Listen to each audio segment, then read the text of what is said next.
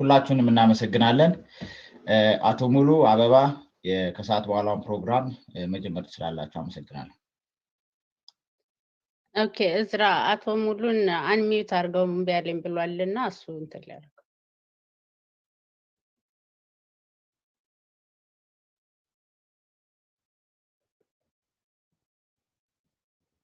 እስኪ ሆኗል።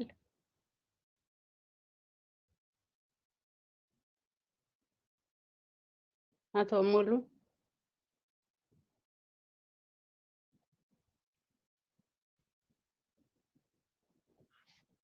ኦኬ አንሚዩት ሆኗል። እዝራ አቶ ሙሉ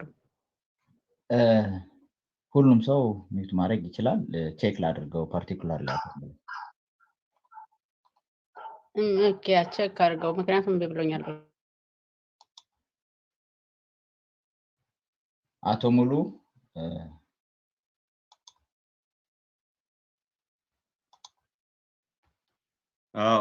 ሚዩትድ ሆኖ ስለነበር ነው። አሁን አንሚዩት አድርጎታል። እየተቀጥላል። ይሰማል አሁን አበባ?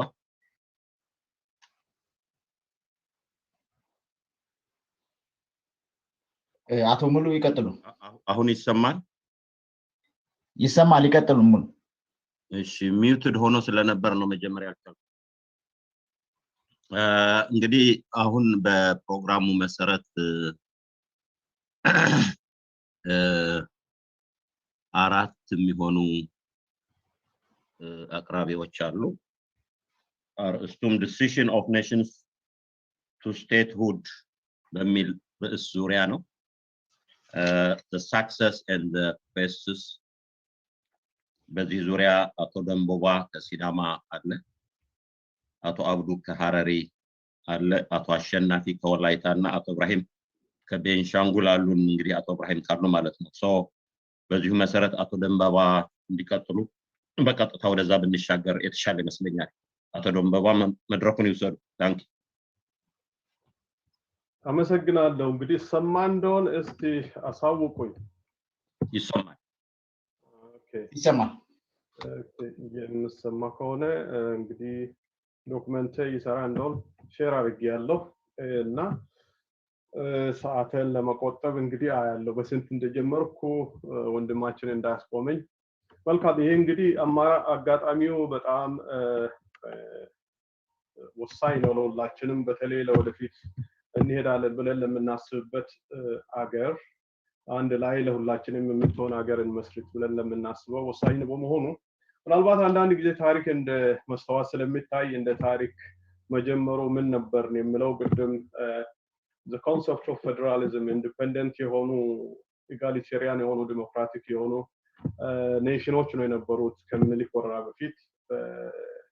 ከጋምቤላ የሰማነው፣ ከተለያዩ ቦታዎች የሰማነው፣ ከቅማንት፣ ከአገው፣ ከተለያዩ ብሔር ብሔረሰቦች ፕሪ ኮሎኒያል ኢትዮጵያ የነበሩ ብሔር ብሔረሰቦች ኢስት አፍሪካ የነበሩ በጣም ኢንዲፔንደንት የሆኑ እንደነ ኦሮሞ ያሉ ገዳ ሲስተም ራሱን የቻለ፣ ሲዳማ ሉዋ ሲስተም ራሱን የቻለ፣ ሌሎችም ብሔር ብሔረሰቦች የራሳቸው ሲስተም የነበራቸው ነበሩ እና ይሄ ግልጽ ነው ለሁላችንም። ከዛ በኋላ ምን ተፈጠረ የሚለው ራሱ ወደ ጥያቄያችን ከመምጣታችን በፊት የምናነሳቸው ነጥቦች ዳይሬክሽን ይሰጠናል ብዬ አስባለሁ። ስለዚህ ነው እንደ መስተዋት እንየውና ወደ ዋናው ፖይንታችን እንሂድ የምለው። ምኒልክ እንግዲህ ወደ ኃይለ ሥላሴ ኮንሶሊዴት አድርጎ ያስተላለፈው ባርነትን ነው። እስከ ሁለተኛው ዓለም ጦርነት ድረስ ምኒልክ ያስተላለፋት ኢትዮጵያ ኢምፔረር ኃይለ ሥላሴ ባርነትን ንግድ፣ ትክክለኛ የሆነ ንግድ ምኒልክ ከወረራው በፊት ጦር መሳሪያ ሲገዛበት የነበረው ትልቁ ሀብቱ የባሮችን የተጨቆኑ ብሔር ብሔረሰቦችን ባሮች በመነገድ ነበር። ያንን ባርነት እንዲቀጥል አድርጎት ነበር። ከዛ በኋላ ህዝቦች በራሳቸው መሬት የሌላቸው ሆነው ቀሩ። ባዶ ሆነው እንደቀሩ ግልጽ ነው። መሬት የለሽ ብሔር ዜጎች እንደሆኑ ግልጽ ነው። ከዛ በኋላ ደርግ መጥቶ የሰራው ምንም ይሄን ያክል ስትራክቸራል የሆነ ለውጥ ሳይኖር ምናልባት የላንድ ኦነርሺፕ ሪፎርም ላይ እና ኤጁኬሽን ላይ አንዳንድ ጊዜ የኢኮኖሚክ ፖሊሲ በጣም ዝቅተኛ የሆነ ከኮሙኒስትና ሶሻሊስትን አይዲዮሎጂ ተከተለ ነበረው ከዛም አልፎ የዋናው ትልቁ የኮሎኒያል ኤስታብሊሽመንት አፓራተስስ ኢንታክት ነው የነበሩት በደርግም ጊዜ መሬት ላራሹ የሚል ሐሳብ ያለ ቢሆንም ይሄን ያክል ለውጥ ሳይኖር ነው የቆየው ከዛ በኋላ ከዛ ቀጥሎ ደግሞ የብሔር ብሔረሰቦች ቅድም የሚያነሱ የነበረው አንድ ወንድማችን ቅድም ያመረቀዘው ቁስል በዚያን ጊዜ የቆሰለው ቁስል እስከዛሬ የሚያመረቅዘው አመርቅዞ ኡዝ የሚያደርገው የምልክ የሚያደርገው ያመረቀዘውን በሽታ እስከዛሬ ድረስ የምናየው በዚያን ጊዜ የተደረገው በፊት ባስቀመጥኩት በዚህ በምኒልክ ጊዜ ወደ ኢምፔሪየር ኃይለ ሥላሴ ተላለፈው ኮንሶሊዴት የተደረገው ያ ሲስተም ነው እስከዛሬ ድረስ የነበረውን ወደ ኋላ ቀደም መጀመሪያ በኢንትሮዳክተሪ ፓርት ላይ ፕሮፌሰር እንዳስቀመጠው ያ የነበረውን ወደ ኋላ ሄደን የቀረውን ያቺ ትልቅቷን ኢትዮጵያ እንመልሳት የሚል አባባል በብሔር ብሔረሰቦች ዘንድ የባሪያ ንግድ የሚካሄድበት ብሔረሰቦች በማንነታቸው ስማቸው ሁሉ እንዳይነሳ ተደርጎ የነበረበትን ጊዜ ነው የምናስታውሰው እና ከዛ በኋላ ቅድም እንደተቀመጠው አሁንም ቃላቷን ደስ ትለኛለች ፖለቲካል ሴትልመንት የምላት አባባል አለችው ለጊዜ ፕሮፌሰር እና በጣም ደስ የሚል ቃል ነው ፖለቲካል ሴትልመንት የነበረው ኢፒአርዲኤፍ በመጣ ጊዜ ሚድ 1991 የነበረው አካሄድ አትሊስት ሬኮግናይዝ አድርጎ ይሄ ሬኮግኒሽን ተሰጥቶ በኮንሰፕቹዋል አንደርስታንዲንግ ደረጃ ተፈጥሮ ይህ በህገ መንግስት ደረጃ ሊጋል ኢንስትሩመንት ተፈጥሮ ተዘጋጅቶ ድራፍት ተደርጎ ራቲፋይ ተደርጎ ብሔረሰቦችን በማንነታቸው እንዲከበሩ ራቲፋይ ያደረገበት ያረጋገጠበት ሬኮግናይዝ ያደረገበት እና አትሊስት ብሔረሰቦች ይሄ ነው ብለው ተስፋ የሚያደርጉት አቅጣጫ መሪህ አቅጣጫ የተቀመጠበት ጊዜ ነው ብለን ማሰብ እንችላለን ፒአርዲኤፍ ከመጣ በኋላ የነበረው ፍሎ የነበረው ዲፊሽንሲ የዴፊሲት ሁላችንም የምናውቀው ሆኖ ነገር ግን በህግ ደረጃ መቀመጡን ማስታወስ የሚያስፈልገው ይሆናል እና ያንን ተግባራዊ አለመሆኑ ደግሞ እንግዲህ ለሱ ውድቀትም ምክንያት ሆኗል አሁን ወደ ኮሎኔል አብይ እንመጣለን ወደ ሲዳማው ትግል ቅድም ወደ አላማይ ዋናው ፖይንቱ ላይ እመጣለሁ ሲዳማ በዚህ አብይ ጊዜ ብቻም ሳይሆን በነበረው ባለፈው 27 አመታት 30 አመታት ከአብይ በፊት በነበረው ማለት ነው ጥያቄዎችን እየጠየቀ ነበር እና የሎቄ መሳካር ጊዜ የምታስታውሱት ነው ሲዳማ የራስን በራስ ድል በራስ የማስተዳደር ጉዳይን አንግቦ የተነሱ ሰላማዊ ዜጎች ናቸው እየተጨፈጨፉት ከ69 ሰው በላይ በአንድ ሰዓት ውስጥ ተጨፍጭፎ ከ200 ሰው በላይ ያለቀበትን ጊዜ እናስታውሳለን አብይ ወደ ስልጣን የመጣው እንግዲህ ሁላችንም ግልጽ ነው ይሄን እንግዲህ ሌክቸር ማድረግ አስፈላጊ አይደለም እንዴት አድርጎ እንደመጣ እናውቃለን እንዴት መጥቶ የብዙ ሰው የስንት የኦሮሞ ወጣቶች ደም ፈሶ የስንት ብሔር ብሔረሰቦች እና ህዝቦች ደም ፈሶ የመጣውን ለውጥ ገብቶ ነው ሃይጃክ ያደረገው ስለዚህ ያ ሃይጃክ የተደረገው ለውጥ አሁን ያለበትን ደረጃ ከመድረሱ በፊት የሲዳማ ህዝብን አጋጣሚ በመጠቀም ነው ጥያቄ ያነሳውና አንስቶ ተግባራዊ የሚሆንበትን ጥያቄ ተግባራዊ እንዲሆንለት በነቅስ ተንቀሳቅሶ የሲዳማ አመራሮች ከዛም አልፎ ሌሎችም የብሔረሰቡ አካላት ሲቪክ ማህበራት የሚባሉ አካላቶችም ሳይቀሩ በሙሉ እገሌ ሳይባል እንቅስቃሴ ተጀመረው እና የሲዳማ እንቅስቃሴ ታዲያ በዚያን ጊዜ አብይ ጊዜ መጣው ጥያቄ ከዛ በፊትም የነበረ ቅድም ባነሳው ሂስቶሪካሊ ከ1880ዎቹ ጀምሮ የነበረ ጥያቄ ነው ሲዳማ ማንነቱ ከተረገጠበት ጊዜ ጀምሮ ኮሎናይዝ ተደርጎ ማንነቱ ከተረገጠበት ጊዜ ጀምሮ አንድም ቀን ተኝቶ አያውቅም እና በምኒልክ ጊዜም የነበረው ጦርነት በጣም ከፍተኛ ነበር በዚያን ጊዜ ብዙ ሰው አልቋል እና አንድ ጊዜ መጣውን ሪፓልስ አድርጎ በሁለተኛ ጊዜ መጣው በኮሎኔል ባሻ አቦይ የሚባል ጀነራል ልዑል ሰገድ አቦይ የሚባለው መጀመሪያ ዲፊት ተደርጎ ተሸንፎ በሲዳማ በሁለተኛ ጊዜ መጣው ሬዚስታንስ ነው ማነው ተዋጊ የወራሪዎች ኃይል ነው ያሸነፈውና ከዛ በኋላ ሲዳማ የራሱን እድል በራሱ የመወሰን መብቱ ተረግጦ በጦርነት ላይ ቆየ ነገር ግን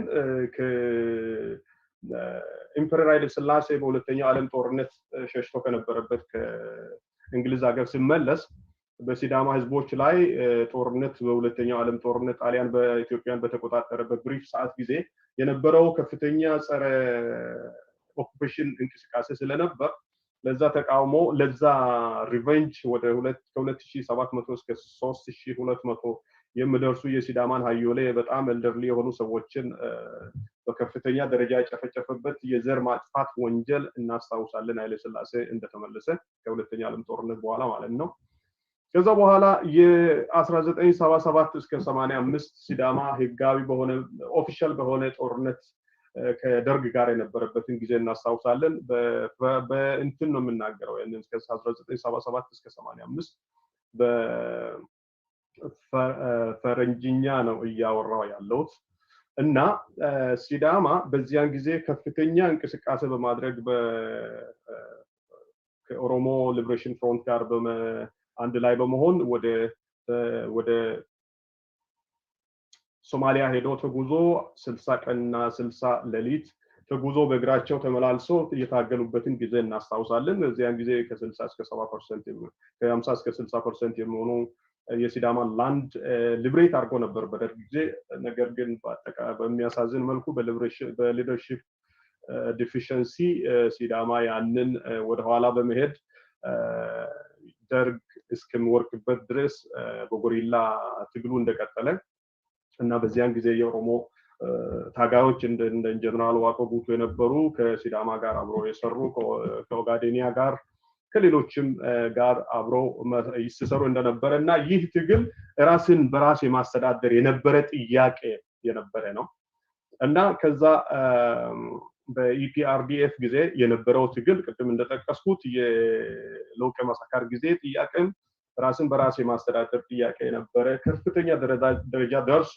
ነገር ግን የሲዳማን ካድሬዎች ይጠቀም ነበር ኢፒአርዲኤፍ እንደነሽ ፈራው ሽጉጥ የነበሩትን ታውቋቸዋላችሁ እና ባቴክሾ ያሉት የሲዳማን ጥያቄ በማፈን የቆዩ ግለሰቦች ነበሩ እስከ መጨረሻው ድረስ እስከ ኢፒአርዲኤፍ ውርቀት ድረስ ነገር ግን ሲዳማ ጥያቄ እንደነበረ ነው የነበረው ከዛ ከኤፕሪል በኋላ አሁን ከአዲሱ ለውጥ በኋላ ሲዳማ በአዲስ መልክ ሪኢነርጃይዝድ ሆኖ ነው ጥያቄውን ያነሳውም ጥያቄ እንግዲህ ዞን በአጠቃላይ በአስቸኳይ ስብሰባ አድርጎ የወሰናቸው ቅድም እንዳነሳውት ጥያቄውን ማንሳት አለብን ብሎ ያለ ምንም ልዩነት ሲዳማ ክልል መሆን አለበት የሚለው ጥያቄ አንስቶ በጠቅላላ ጉባኤ ጠርቶ በአስቸኳይ የሲዳማ ካውንስል ስብሰባ ተጠርቶ በዛ ካውንስል ነው ተግባራዊ እንዲሆን የተደረገው እና ያንን ጥያቄ ታዲያ ሲዳማ ጥያቄ ሲጠይቅ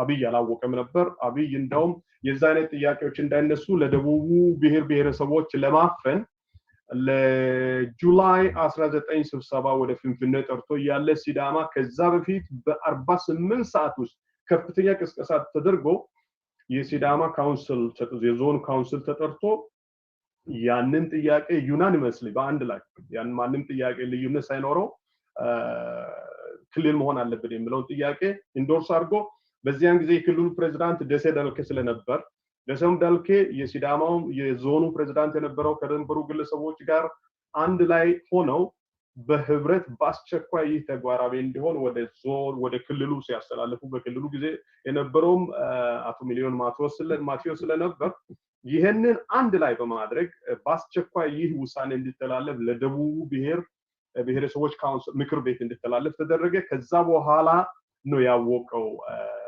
የአህዳውያን የአብይ መንግስት ማለት ነው እስከዛ ድረስ አያውቅም ነበር እና ከዛ በኋላ ነው የሲዳማን የስም የማጥፋት ዘመቻ ኢንተንሲፋይ የተደረገው እንደነ እሳት ያሉ የግንቦት ሰባት ሚዲያዎች እና ሌሎችም አህዳውያን ሚዲያዎች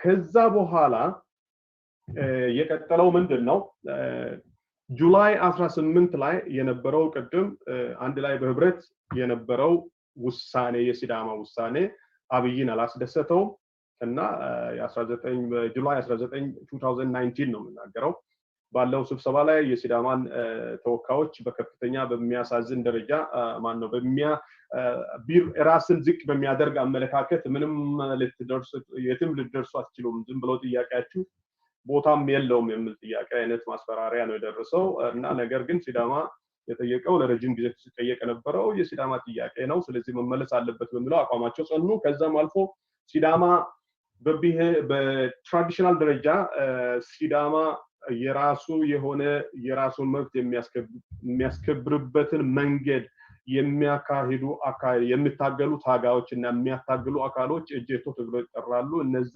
እጄቶች አንድ ላይ በመደራጀት ወጣቱም አዋቂውም ተማሪውም ያልተማሪውም በመደራጀት እንቅስቃሴውን ተቀላቀሉ ከዛ በኋላ የኤክስቴንሲቭ የሆነ ኮሚኒቲ ሞቢላይዜሽን ስራ ተሰራ በሲዳማ ውስጥ ከዛ ሲዳማ እንቅስቃሴውን ወደፊት ቀጠለ ዲያስፖራ ያለው እንቅስቃሴ ኢንተንሲፋይ ተደረገ ሲዳማ ምንም ልዩነት ሳይኖረው ጥያቄውን የሲዳማ ጥያቄ የሬፈረንደም የሚካሄድበት በህገ መንግስቱ መሰረት ይካሄድ የሚል ጥያቄ ተነሳ ግን የኮሎኔል አብይ መንግስት በፍጹም ጥያቄው መመለስ የለበትም በሚል የሳውዘርን ኢትዮጵያን ፒፕልስ ዲሞክራቲክ ሙቭመንትን ውሳኔ እንዳይሰጥ ከልክሎ ቆየ አንዳንድ ጊዜ ሪፎርም ይላል የምርጫ ሪፎርም አንዳንድ ጊዜ የተለያየ ነገሮችን ያነሳል ሲዳማ የማስፈራራት የሲዳማ ስም የማጥፋት ዘመቻዎች ተካሄዱ ከዘመቻዎቹ ውስጥ ጁን 2018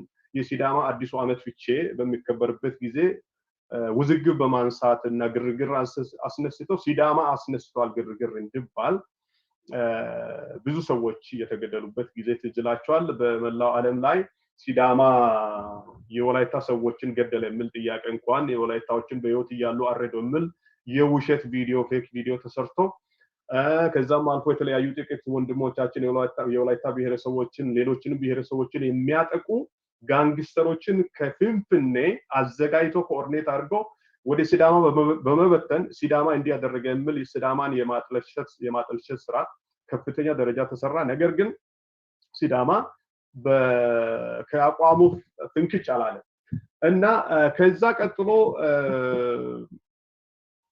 ሲዳማ ይህንን ጥያቄውን በሰላማዊ መንገድ በመቀጠል ፌብሩዋሪ 21 2019 የአንድ ቀን ዲሞንስትሬሽን ፒስፉል የሆነ ዲሞንስትሬሽን ከ1 ሚሊዮን በላይ አቴንድ የተደረገበት የሲዳማ ጥያቄ ይመለስ የሚል ጥያቄ ከዛም አልፎ ፌብሩዋሪ ማርች 13 እስከ 14 15 3 ቀን ቤት የመቆየት ስራ የማቆም አድማ አደረገ ይሄ ጥያቄ ይመለስ የሚል ከዛም አልፎ ታሪካዊ የሆነ ምናልባትም በአፍሪካ የመጀመሪያ አይነት የሆነ በሴቶች ብቻ የተጠራና ኮኦርዲኔት የተደረገ ሰላማዊ ሰልፍ ጋዶ ፉራ በሚል የሴቶች የሲዳማ ሚቲካል የሆነ የሲዳማ ንግስት ስም ነው ፉራ ንግስት ፉራ በሷ ስም ጋዶ ፉራ የፉራ ካምፔን በሚል ከ1 ሚሊዮን የበለጡ የሲዳማ ሴቶችና እናቶች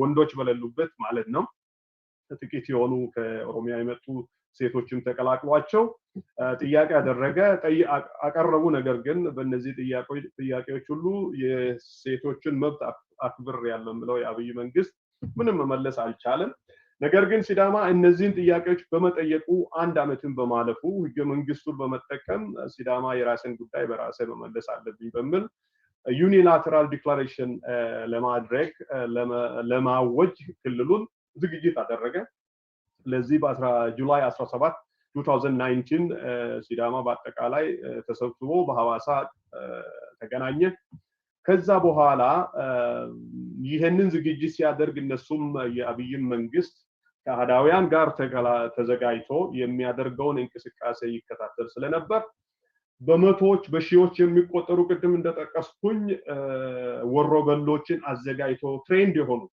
ከፍተኛ የሆኑ ትሬንድ የሆኑ ወሮበሎችን አዘጋጅቶ በሲዳማ ውስጥ አሰራጨ ከዛም በኋላ ሃይሊ መካናይዝድ የሆነ አርሚ በሲዳማ ውስጥ ፌደራል ፖሊስ አዘጋጀ ነገር ግን ሲዳማ እኛ ሰላማዊ ጥያቄ ነው የምንጠይቀው መሳሪያ ላይ ያዝንም በሚለው ገፋበት እና ውሳኔ ደርሶ አድርጎ በጁላይ 18 ላይ ውሳኔያችንን በተግባራዊ ደረጃ በማወጅ እናሳውቃለን ብሎ ወደ ሐዋሳ አደባባይ ጉዱማሌ በሚባለው የሲዳማ መሰብሰቢያ ቦታ ባህላዊ ቦታ ሲተም ነው ይህ የተሰበሰበው አርሚ በሲዳማ ላይ መረፍረፍ የጀመረው ከፍተኛ የሆነ ግድያ ኤክስኪዩሽን ነው የተካሄደው በዛ ዕለት በብዙ የሚቆጠሩ ሰዎች ቆስለዋል ከ174 ሰው በላይ በአንድ ቀን ብቻ ተሰውተዋል እና ይህ ቀጠለ ብዙ ሰዎች በታሪክ ውስጥ በሲዳማ ታሪክ ውስጥ ከ5000 በላይ የሆኑ ሰዎች በአንድ በሁለት ቀናቶች ውስጥ በሶስት ቀናቶች ውስጥ በተለይም ምሁራን የሆኑ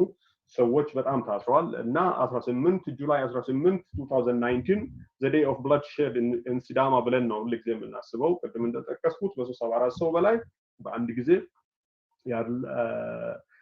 የተሰዋበት ነው እና የተለያዩ ጋንግስተሮች የተዘጋጁ መኪና ተዘጋጅቶላቸው በተለያዩ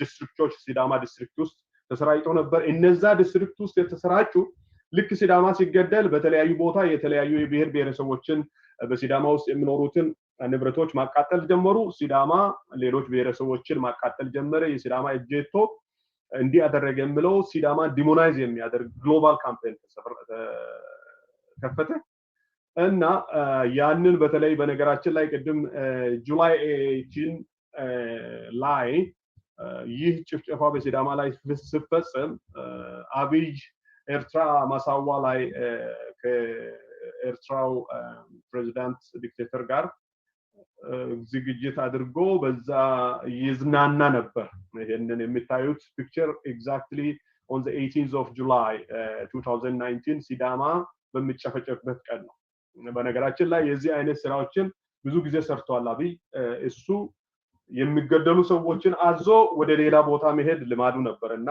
ይሄንን ሰርቶ ነው ሄደው በነገራችን ላይ ትዝ ይላችኋል በቦጃዋር ላይ የመግደል ሙከራ በተደረገ ጊዜ እሱ ውጭ ነበር ይገደላል ብሎ ተስፋ አድርጎ ነበር በዚያን ጊዜ ኦክቶበር 23 2019 ማለት ነው እና ይህ ከሲዳማ ጭፍጨፋ በኋላ ማለት ነው ከተወሰነ ጊዜ በኋላ እና ይሄ ነው የነበረው ሲዳማ ፖስት ጁላይ ከዛ በኋላ ቀጠለ ይሄ ግድያው በኋላ ነገሮች ቀጠሉ ደንቦ ባለማስታወስ ያህል 5 ደቂቃ ይቀርወታልና ይሄን ግምት ውስጥ ያስገቡ ኦኬ ሶ 5 ደቂቃ ውስጥ ካለኝ ይበቃኛል እና ከዛ በኋላ ፖስት ጁላይ 18 የነበረው ሲዳማ እንዳለ ቀጠለ የሲዳማ ውስጥ ስቴት ኦፍ ኢመርጀንሲ ቀጠለ የኢንተርናሽናል ኮሚኒቲ ማወቅ ጀመረ ኢሹ የኢንተርናሽናል ኮሚኒቲ ሆነ ስለዚህ ኮንቴን እንደማያደርግ ህዝቡም እንደማይተው ህዝቡም ቀጥሎ በጠንካራ አካሄድ ወደፊት በሰላማዊ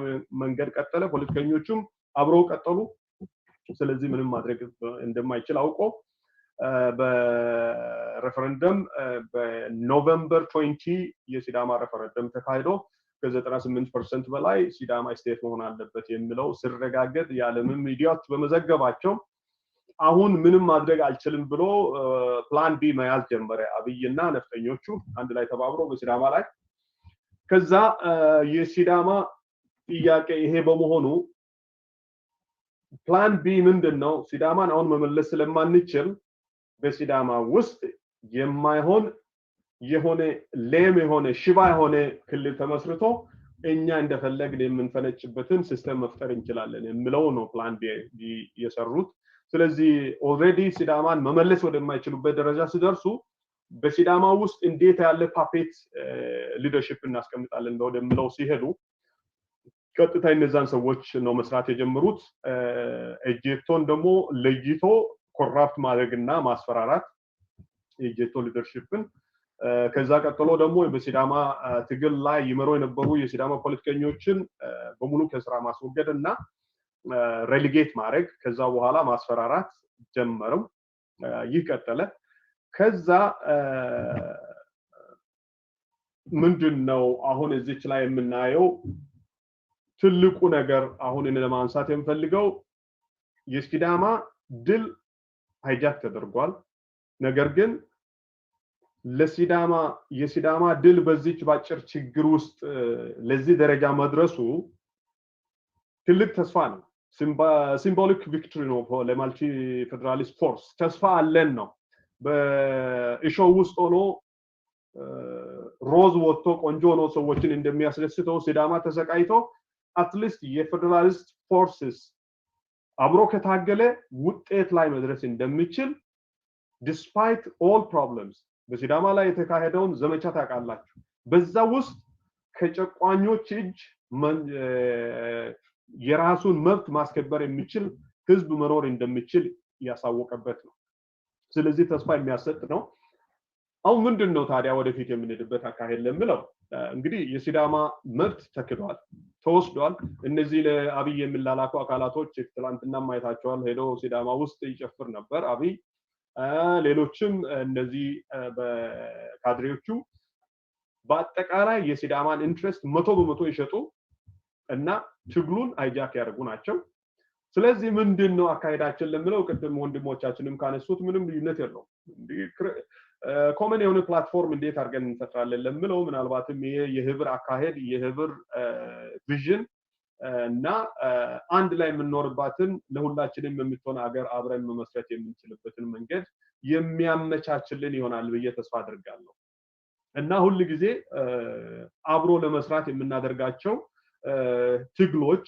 ጠላታችንን የጋራ ጠላታችን አሁን የምናየው ነው በነገራችን ላይ እጅግ በጣም የሚያሳዝን ደረጃ ነው እንግዲህ ጠላቶቻችን ምናልባትም ለሰው አእምሮ የሚከብድ ደረጃ እና እንዴት አድርገው የነሱ ሙያተኞች የነሱ ኢንተሌክቹዋል የነሱ ሃይማኖት መሪዎች ሂዩማኒቲን እና ስብዕናን እንዴት አድርገው እንደሚያስቡ ራሱ ግራ የሚያጋባ ደረጃ ላይ ደርሰናል ስለዚህ እነዚህ ግለሰቦች ምናልባትም በህብረት ላይ ሆነን የምናደርገው ትግል በጉልበታቸው እንዲሄዱ አስገድዷቸው ልክ ሲዳማ ከዛች ስቃይ ውስጥ በግድ አስጨንቆ እየተገደለ እየሞተ ያንን እንዳሸነፈው ሁሉ አሁንም ህብረ ብሔራውያን ኃይሎች በህብረት የምናደርጋቸው ትግሎች ናቸው እነዚህ ግለሰቦች በትግራይ ውስጥ እየሞተ ያለውን ህዝብ እናያለን ሁላችንም አንድ ደቂቃ ይቀራውታል አቶ ደንበማ እየተገደለ ያለውን ህዝብ ያያየን ነው እና ይሄንን ህዝብ ያያየ የሞተ ሬሳ አስከሬን ቤት ውስጥ አስቀምጦ ለሰርግ እንደሚሄድና ለዳንክራ እንደሚሄድ ግለሰብ ለምርጫ የሚሄዱ አካላቶች ምን ያክል አደገኛ ለኢትዮጵያ እንደሆኑ ማወቅ አለብን ለብሔር ብሔረሰቦች ይሄ በጣም ቀላል ነገር አይደለም ሁሉ ጊዜ ሰላም የምነሳይ ነገር እነዚህ ግለሰቦች አሁን ምርጫ እናካሄዳለን እያሉ የሚሄዱ ግለሰቦች በትግራይ ያለውን ጭፍጨፋ በኦሮሚያ ያለውን ጭፍጨፋ በቤንሻንጉል ጉሙዝ ያለውን ጭፍጨፋ እያየን ስናይ በዚች ሀገር ውስጥ የሞተ ወንድም ጓዳ አስቀምጦ ሰርግ እንደመደገስ ነው ስለዚህ ይሄ የጋራ የሆነ ትግል የሚያስፈልገው አደገኛ ደረጃ ጥያቄ ላይ ነው ያለነው እና ሌላ ደግሞ ምንድነው እኔ ሰጀስት የማደርገው ምንድነው ያለንበት ሪዲፋይን ማድረግ ያለብን አካሄዳችን ሪኔጎሺየት ማድረግ አለብን ጥያቄው ምንድነው እነዚህ ሰዎች ኢትዮጵያን ብሔር ብሔረሰቦችን ኮሎናይዝ አድርገው አሁንም ያንን የነሱን ፖሴሽን ሜንቴን ለማድረግ እየታገሉ ነው እና እኛ ምን ማድረግ አለበት ጥያቄ ዲኮሎናይዜሽን የሚል ጥያቄ እንደገና መነሳት አለበት ወይ እንደ አፍሪካ ሌሎች አፍሪካ እንደተረገጡ ሀገሮች ወይስ ዝም ብለን ኮስሞቲክ ነገር እየተደረገላለን ያጠቃልሉ አብረን መታገል አለብን ሌላ ምንም ጥያቄ የለንም እና ከዚህ ውጪ የሚያስከደን መንገድ የለም አመሰግናለሁ ታንክ ዩ አቶ ደንበባ ቀጥለው የሚያቀርቡልን አቶ አብዱ ከሐረሪ ብሔረሰብ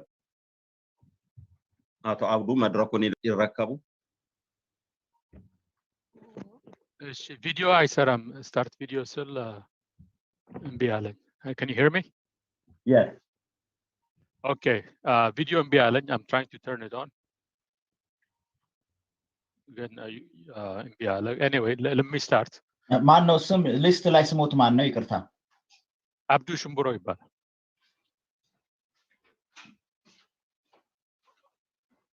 እዚህ ጆይን ያደረጉበት ስም ነው ይቅርታ yeah he is from Harare no እዚህ ሊስት ላይ ፓርቲሲፓንት ሊስት ላይ ካለ ቼክ ላድርግ አብዱ ሽምብሮ ይላል ስሙ እሱ ነው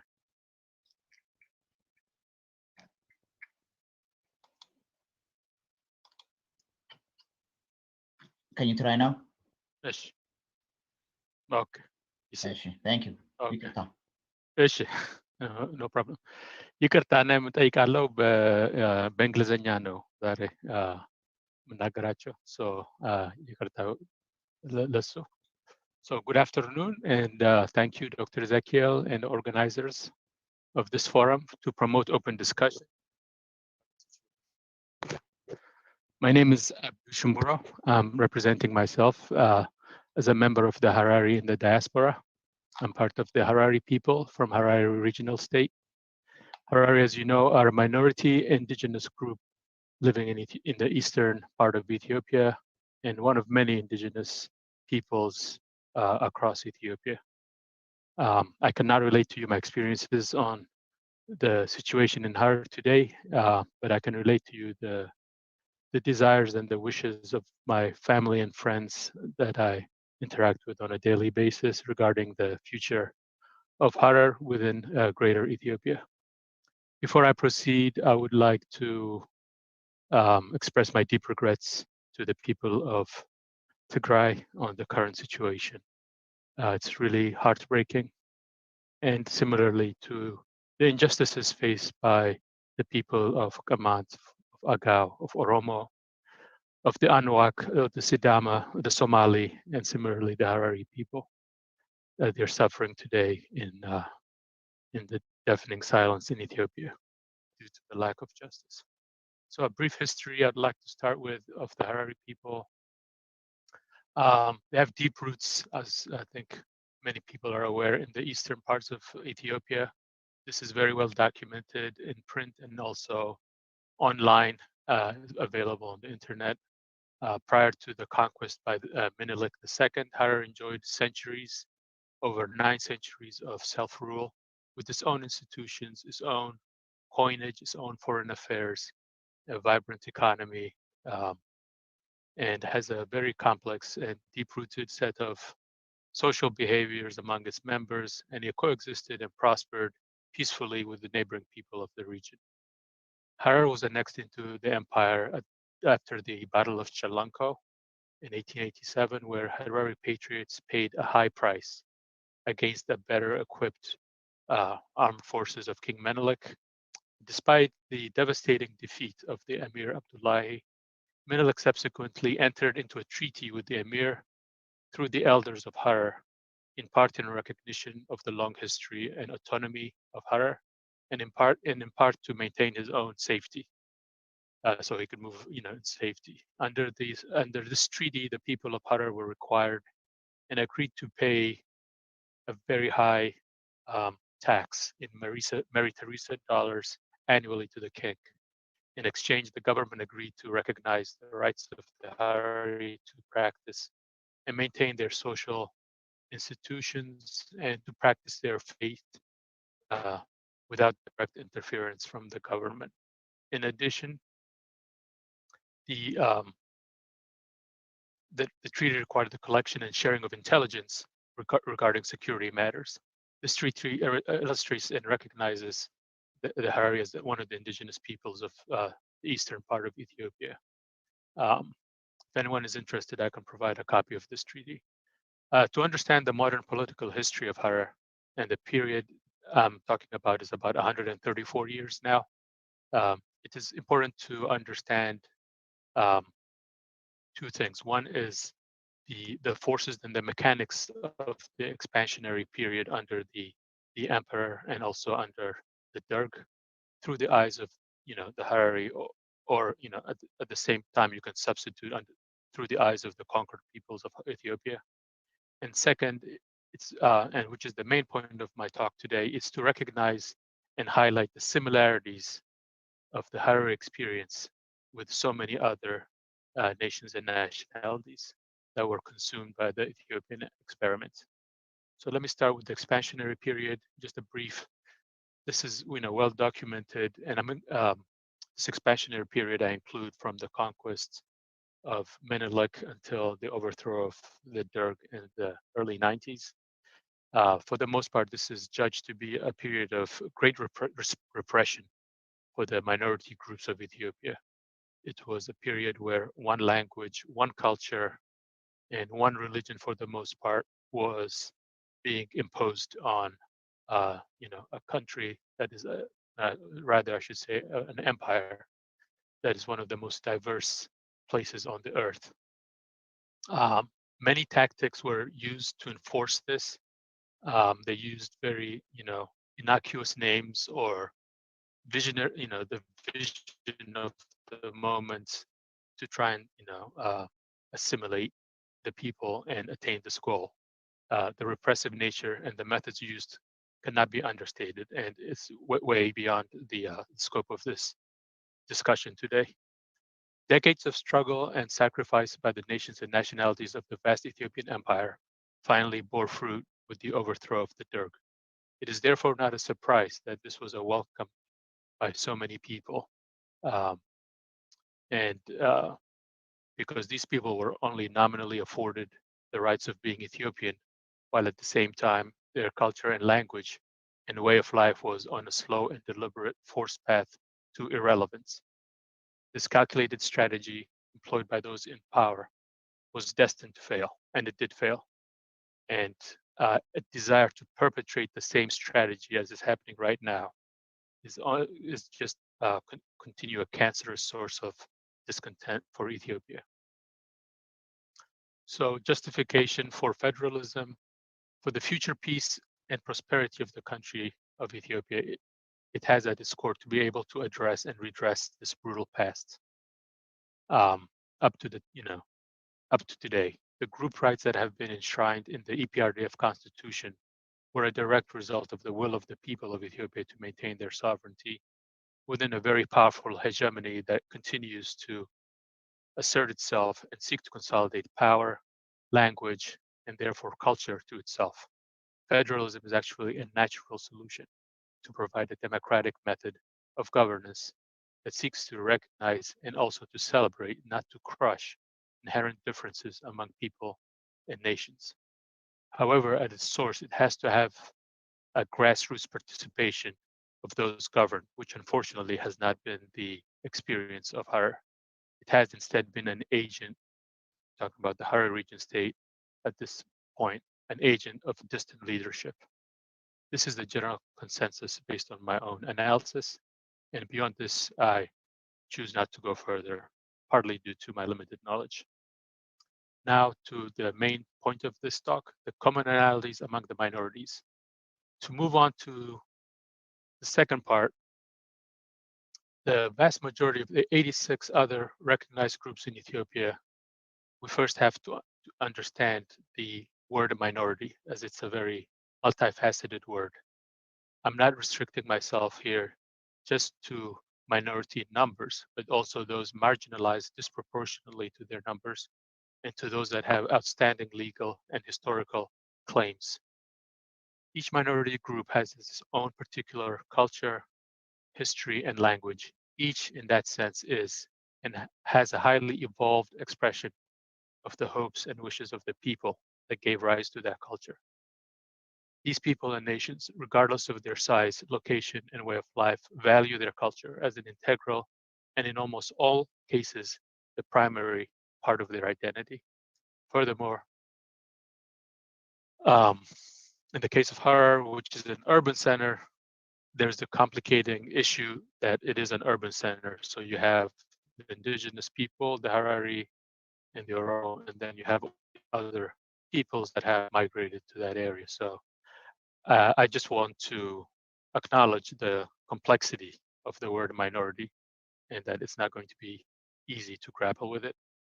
By seeking to understand these various definitions of minorities and the commonalities that they all share, we can start to make inroads into the ideals of federalism and not leave it simply as establishment of borders to protect one group or another. This is hardly the solution we seek. The Federalist Constitution was an inevitable and correct response to the question of nations and nationalities in Ethiopia, but its implementation has not been given a chance to develop and to evolve. It stagnated in its infancy, leading to the corrosive and unfortunately deadly state of affairs that we see today. In order to chart a peaceful course for the coexistence of the multitudes of people of Ethiopia, therefore, and to provide a framework for this endeavor, it's not a stretch to assert that Ethiopia should be understood as a nation of minorities. That is why I'd like to propose for further discussion and consideration a Bill of Rights for the minority nationalities of Ethiopia. These rights would be an addendum to the current constitution. And I think we can all agree the constitution is the only way that a vast country like Ethiopia can be held together. So an addendum to the current constitution, which would hold federal level authority, that would provide legal protection to the minority nations and groups as defined through agreement. And to provide them protection, in the future. It is futile for one minority group to raise the concerns locally when the same concern is shared nationally. And we've heard this over and over today. That's why the proposal of a Bill of Rights for the minority nationalities is essential.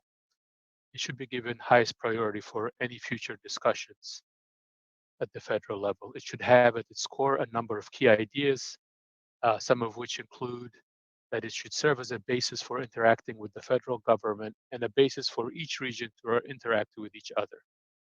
It should recognize minorities at the international standards for the protection of minorities and indigenous peoples' rights. I think my brother Akok earlier had kind of touched upon this. It should build layer upon layer protection for individuals, for property rights, and for the rule of law. It should not provide protection for the citizens from the military, and should avoid the over-militarization of the police. These institutions are here to protect us and not to terrorize us. And it should be binding in the sense that those aggrieved groups or individuals have an independent court system through which they can seek recourse or arbitration. I can continue to lay out many other rights that could be included, but this should be done by consensus. Minority groups are tired of being marginalized. We're tired of being puppets of the powerful groups within Ethiopia. And we're tired of living in fear and terror perpetrated by those that seek to take advantage of situations that arise due to the absence of the rule of law. And we're tired of being forced to assimilate or die. We're willing and eager to begin a new chapter of power sharing that is fair to all of us and to our children and to the future. I'd like to conclude by just stressing the challenges of federalism. While it is appropriate means of governance for Ethiopia, federalism and ethnic-based politics is complex and difficult. And it's a fact that not all parties will always be satisfied at the same time. Federalism can be viewed as a double-edged sword. While it's an essential component in the context of the Ethiopian experience, it needs a strong balancing dose of basic rights, property rights, movement, freedom of movement, and then freedom of commerce, and many others. Group rights and religious rights cannot be ignored, but the excess of one group, often expressed violently when it feels it's wrongfully aggrieved, is a force that's very difficult to contain, as we have seen recently in Ethiopia. It can even threaten the peaceful existence of the country. The challenges facing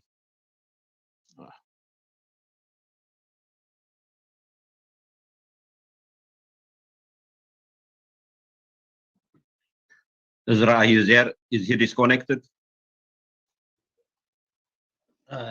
ሳውንዱ ክፍት ነው ቪዲዮ ነው እንትን ያለ የተቋረጠ የሚመስለው አይ ኦኬ አቶ አብዱል ይሰማሃል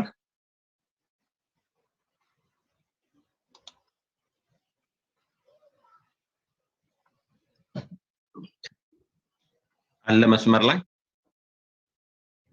የዋይፋይ ችግር ሊሆን ይችላል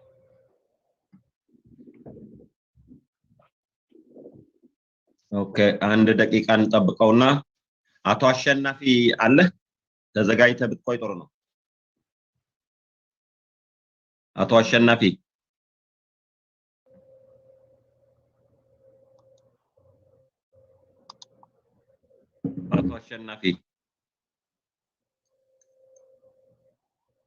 ይታያል አቶ እዝራ አይታየኝም አቶ አሸናፊ የለህም ቆይ እኔ ልየው ቼክ ላድርግ አቶ ኢብራሂም ሳለ አቶ አሸናፊ ከወላይታ አቶ ኢብራሂም ከቤንሻንጉል መኖራችሁን አረጋግጡልኝ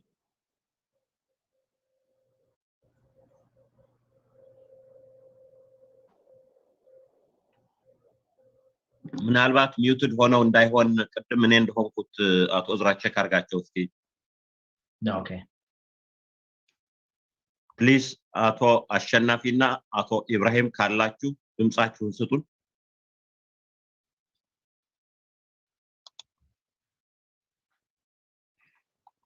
ኦኬ ስለዚህ የሉም ማለት ነው አቶ አብዱ እስኪጨርሱ ድረስ ጊዜውን እንሰጣቸዋለን ለነዛ ታስቦ የነበረው ጊዜ የተወሰነ ለነዚህ ሼር አድርገን እንጨርሳለን ይቅርታ ተሙሉ የደወልኩ ነው ለአሸናፊ ነበረ ይኖራል ኢብራሂም የለም እስከዛ ክላስ ካለናል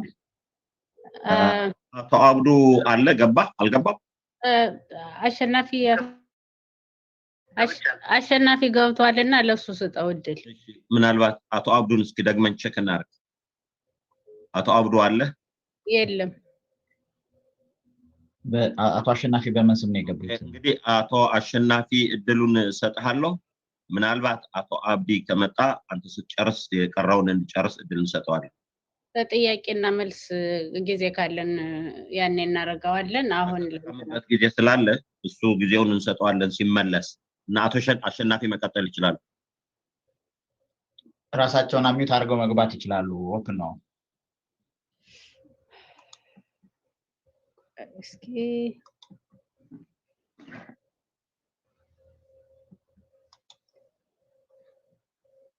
አቶ አሸናፊ ሶን እየጠበቅን ነው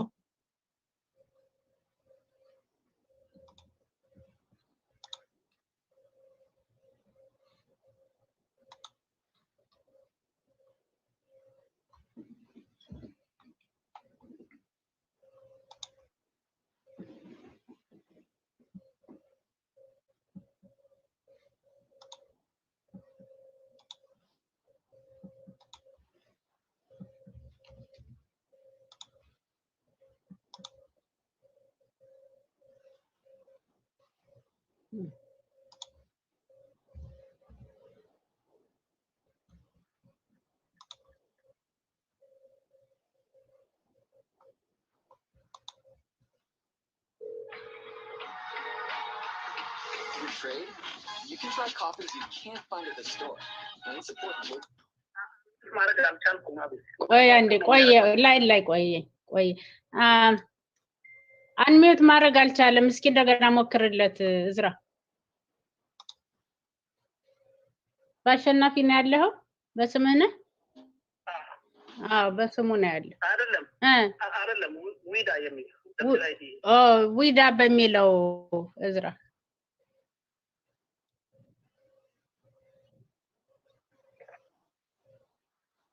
እዝራ ሰምተኛል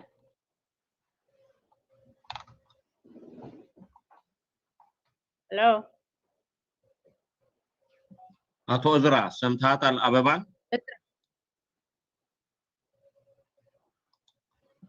አሎ አቶ እዝራ አንዴ እዝራን እየጠበቅን ነው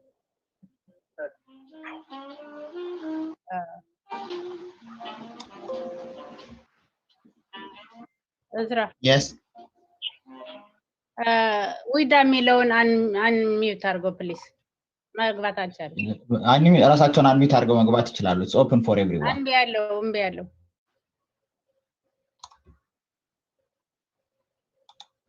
ዊዳ ሚለው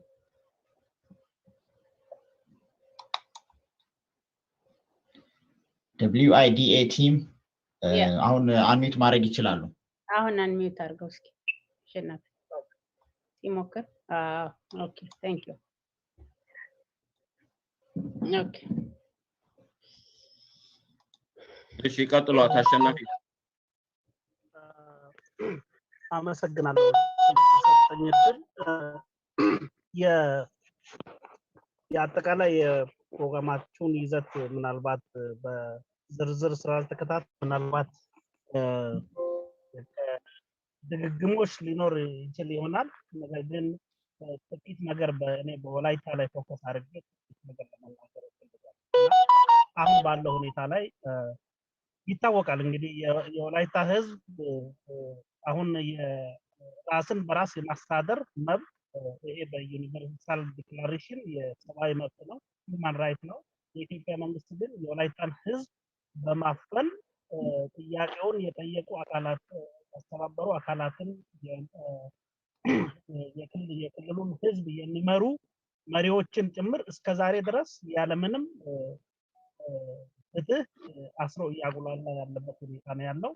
ከዛም በተጨማሪ ለውጥ ኃይሎች የተባሉ ስለ ለውጥ፣ ስለ ህዝብ መብት፣ ስለ እኩልነት፣ ስለ ህብረ ብሔራዊ ፌዴራሊዝም የሚያቀነቅኑ ሰዎችን በሙሉ በማሳደድ በማሰርና በማሰቃየት በርካቶች በስደት ላይ አሉ። አሁንም እስር ቤት ያሉ በርካቶች አሉ። ከዛ ውጪ ደግሞ ከስራ ገበታቸው ብዙዎች ተፈናቅለዋል። በጣም ብዙ የዩኒቨርሲቲ ምሁራን የነበሩ ከኃላፊነታቸው የተነሱ አሉ። ጭራሽ ከስራ የተባረሩ አሉ።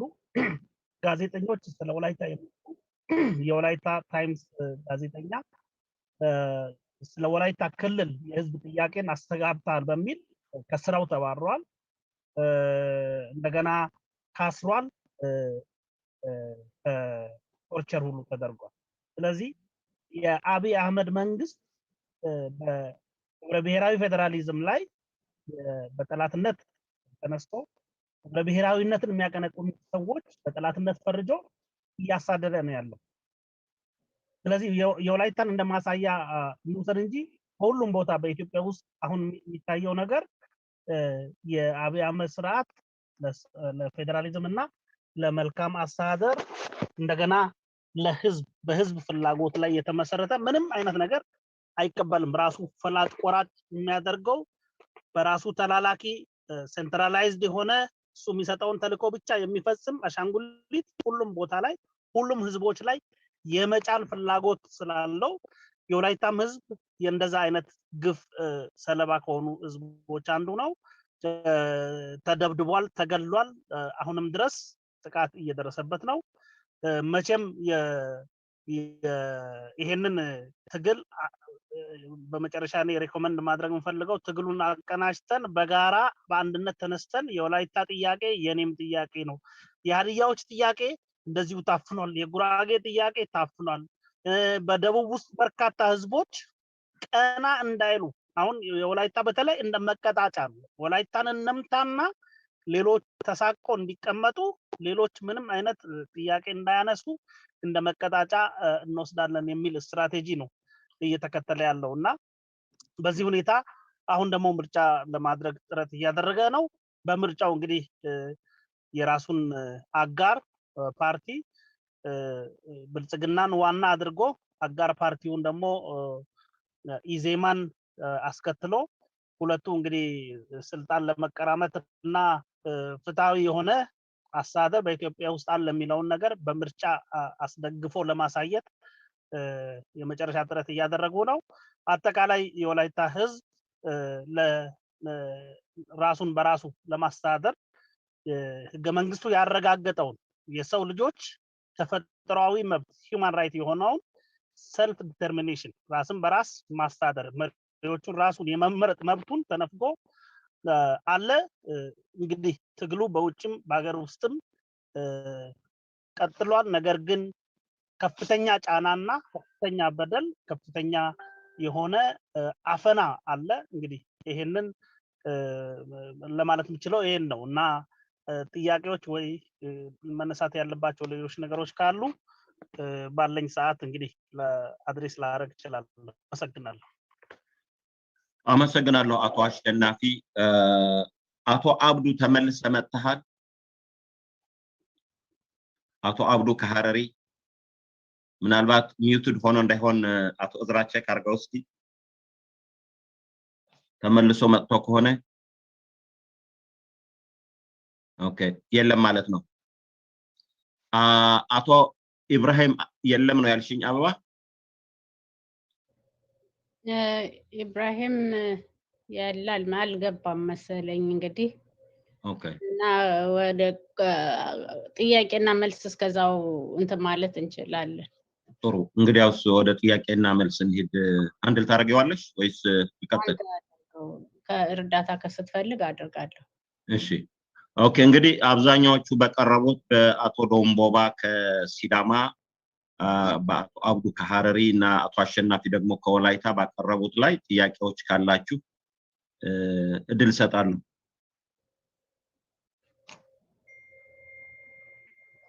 እጅ አይታየኝም ያለ ምናልባት አቶ ዝራም ይታይ ከሆነ ልሰጣቸው ይችላል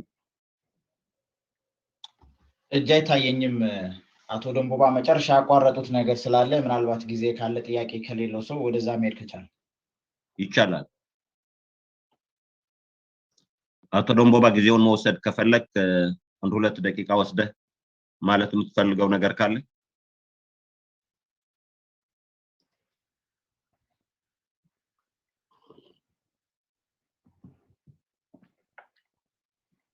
ቀጥል አቶ ደንቦባ ኦኬ ራስን ለማየት ጥረት እያደረኩ ነው አልፈለኩ አላገኘሁም ኦኬ መልካም ካነሳቸው ነጥቦች እንግዲህ አሁን ያለንበት ደረጃ አሳሳብነቱን ነው ቅድም ለማንሳት የፈለኩት አንዳንድ የአርጊውመንቱ ምንድነው አሁን ያለው እስካሁን ላለፉት 67 ዓመታት የተጠየቁት ጥያቄዎች በኢትዮጵያ ውስጥ ይካሄዱ ይንሸራሸሩ የነበሩ ጥያቄዎች ራስን በራስ የማስተዳደር ጥያቄ ብሔረሰቦች ተረግጠዋል ብሔረሰቦች ዴኒግሬትድ ሆነዋል ሳብጁጌትድ ሆነዋል ስለዚህ ራሳቸውን በራሳቸው ማስተዳደር አለባቸው የሚለው ጥያቄ ከረጅም ጊዜያት በፊት ሲካሄድ የነበረ ነው እነዚህን ጥያቄዎች አንግቦ ነው ተማሪዎች በተለይ በኃይለ ሥላሴም ጊዜ የብሔረሰቦችን መብት ጥያቄ አንግበው ነው ከዛም አልፎ በተለይ ደርግን ለመጣልም በተደረገው ትግል ነፍጥ አንስተው የታገሉም ታጋዮች የሚያነሱት የኦኤልኤፍ ቲፒኤልኤፍ ኤስኤልኤም ኦኤንኤልኤፍ ሌሎችም የጂፒኤልኤም ሌሎችም የሚያነሷቸው ጥያቄዎች ራስን በራስ የማስተዳደር ጥያቄ ሆኖ ቅድም እንዳነሳ ነው ምናልባት ፖለቲካል ሴትልመንት በኮንስቲቲዩሽን ደረጃ ያለው የነበሩ ጥያቄዎችን ኦፊሻሊ ሪኮግናይዝ ተደርጎ የተነሱ ጥያቄዎች ነበሩ እነዚህ ጥያቄዎች አሁንም በተግባር ላይ የመዋላቸው ሁኔታ እጅግ በጣም አሳዛኝ ጥያቄ ውስጥ የገባ ከመሆኑም በላይ እነዚህ ጥያቄዎች ተግባራዊ እንዳይሆኑ የሚፈልጉ አካሎች የበለጠ ወንጀል በመፈጸም ላይ ናቸው በተለይ ይህን ጥያቄ በሚያነሱ ብሔረሰቦች ላይ እና በተለይም አሁን እየተካሄደ ያለው ባለፉት 3 ዓመታት እየተካሄደ ያለው ጦርነት ታርጌት ያደረገው ኤትኒክ ፌደራሊዝምን በተለይ መልቲ ፌደራሊዝም ሲስተምን 100% ለመቅበር የሚደረግ ዘመቻ ነው ኢትዮጵያን ወደ ቀድሞ ሉዓላዊነቷ ወደ ቀድሞ ከፍታ እንመልሳለን የሚሉ አካሎች እስካሁን አንግበው የሚነሱ ጥያቄ ይሄንን ነው ምናልባትም ይሄን ጥያቄ ሪዲፋይን እናድርግ የሚለውን ማነሳበት ዋናው ምክንያት እነዚህ ጥያቄዎች እስካሁን ድረስ መጠየቅ ባለባቸው አግባብ ባለመጠየቃቸው ነው ወይ ቅድም ዶክተር ጸጋይም ይሄንን አንዳንድ አንስተው ነካክቶታል ምናልባት እስካሁን ላለው ጥያቄ መልስ ዲኮሎናይዜሽን ፕሮፐር የሆነ ፖለቲካል ዲኮሎናይዜሽን ኢኮኖሚክ ዲኮሎናይዜሽን ካልቸራል ዲኮሎናይዜሽን በኢትዮጵያ ውስጥ አልተካሄደምና ይሄንን ጥያቄ ማንሳት ምናልባትም አግባብነት ሊኖረው ይችላል ወይ የህብር አቋምስ ይሄንን አካሄድ እንዴት እንደምናየው ለወደፊት አብረን የምናየው ይሆናልና ግን መነሳት ያለበት ጥያቄ በጣም አግባብ ያለው በመሆኑ እየተካሄደ ያለው ጦርነት በህዝቦች ላይ ብቻ ህዝብን ብቻ በመጥላት ሳይሆን የሚያነሷቸውን መፈክሮችና አይዲዮሎጂ የሚቃወም በመሆኑ ይሄንን ምናልባትም ብሔረሰቦች በኢትዮጵያ ውስጥ ፍራተርናሊ አብረን ኑር የሚሉ አካሎች ኢትዮጵያ ለሁሉም የምትሆን አገር ነች አንድ ላይ ለራሳችን የምትሆን አገር እንመስረት የሚለውን አጀንዳ ይዘው የሚንቀሳቀሱ አካሎች በህብረት የሚመጡበት ጊዜ ነው ምናልባት ለኛ ብለን ለአንዱ ብለን አሁን ለሚወጋው አሁን ዲሁማናይዝ ለሚደረገው ለትግራይ ህዝብ ለኦሮሞ ህዝብና ለቤንሻንጉል ጉሙዝ ህዝብ ብቻ ሳይሆን ነግ ለኔ ነው ነገሩ እኛ በሂዩማኒቲ ደረጃ ሼር የምናደርጋቸው የነሱ ሳፈሪንግ ኢምፓታይዝ አድርገን ሼር የነሱ ፔን የራሳችን ፔን ነው ብለን እናምናለን ከሂዩማኒቲ ደረጃም አልፎ በፖለቲካሊ ለወደፊት ዳይሬክሽናችን ለወደፊት ለምናደርገው እንቅስቃሴያችን ኤግዚስት እንድናደርግ እንደ ህዝብ ሲዳማ እንደ ሲዳማነቱ ኦሮሞ እንደ ኦሮሞነቱ አገው ቅማንት እንደ ቅማንትነቱ ኤግዚስት እንዳያደርግ የሚከድ አካሄድ እየተካሄደ ነው ቅድም ጠቅሻለሁ መጨረሻ ላይ ምንድነው ቸኩዬ በደንብ ሰፋር ይገጻል ጠቅሰው ያላለፍኩት ምንድነው አሁን ትልቁ ነገር መታሰብ ያለበት በአሁኑ ደረጃ በኢትዮጵያ ውስጥ ያለው ኮንዲሽን እንኳን ምርጫ ለማካሄድ ቀርቶ እንደው ቁጭ ብሎ እንደ ሰው ከሆነ ቁጭ ብሎ የምሰማ ስሜት እንኳን ደስ የማይል ነው የስንት የትግራይ ህዝብ እየተሰቃየ የስንት የትግራይ እናቶች የስንት ትግራይ ህፃናቶች ስንቱ እየተሰቃየ ስንቱ ዲሁማናይዝ ደስሜት ተደርጎ ኢንፍራስትራክቸሩ በሙሉ ኦሮሚያ ውስጥ ላለፉት 3 አመታት በተከታታይ ቤንሻንጉል ጉሙዝ እንደ ዝንብ እየተገደሉ እየተወገሩ በቀደም ለተሰሞኑ ሰርኩሌት ያደረገው ቪዲዮ የሚያደርገው የሰው ልጅ አእምሮ ለማየት የምዘገንን አዶልፍ ሂትለር በጁሾች ላይ ሰራ ከሚባለው ወንጀል በላይ ነው የሚታየው እነዚህ ሲደረጉ ምርጫን እናካሄድ ብሎ የምነሳ ይሄን አኮሞዴት የሚያደርግ ፐርሰናሊቲ ሂዩማኒቲ ያላቸው ሰዎች አሉ በኢትዮጵያ ውስጥ እነዛ ሰዎችን ነው እየተቃወምን ያለነው እነዛን ሲስተም ነው የምንቃወመው እጅግ በጣም አደገኛ መሆኑን ተረድተን ኢትዮጵያ ብሔር ብሔረሰቦች በዚች ህብረት ውስጥ እጅ ለእጅ ተያይዞ ከመንቀሳቀስ ውጪ ምንም አማራጭ የሌለን መሆኑን እንዲያውቁት ይሄን መልእክት በደንብ አርጎ ሰፋ አርጎ ማስተላለፍ የሚያስፈልግ ይመስለኛል ይገለ ብሔረሰብ ሳይሆን ሲዳማ ሳይሆን ኦሮሞ ብቻ ሳይሆን ቅማንት ሳይሆን ወላይታ ሳይሆን ኤኒዌር ሳይሆን አሁን የውዴታ ግዴታ is a matter of existence a question of existence መኖርና ያለ መኖር ጥያቄ ውስጥ ገብተናል ኢትዮጵያ ለብቻ ትኖራለች በህብረት የምንኖርባትን አብረን እንመስረት ወይንስ ተለያይተን በሰላም መኖር የምንችልበት ሁኔታ ይፈጠር የሚለው ጥያቄ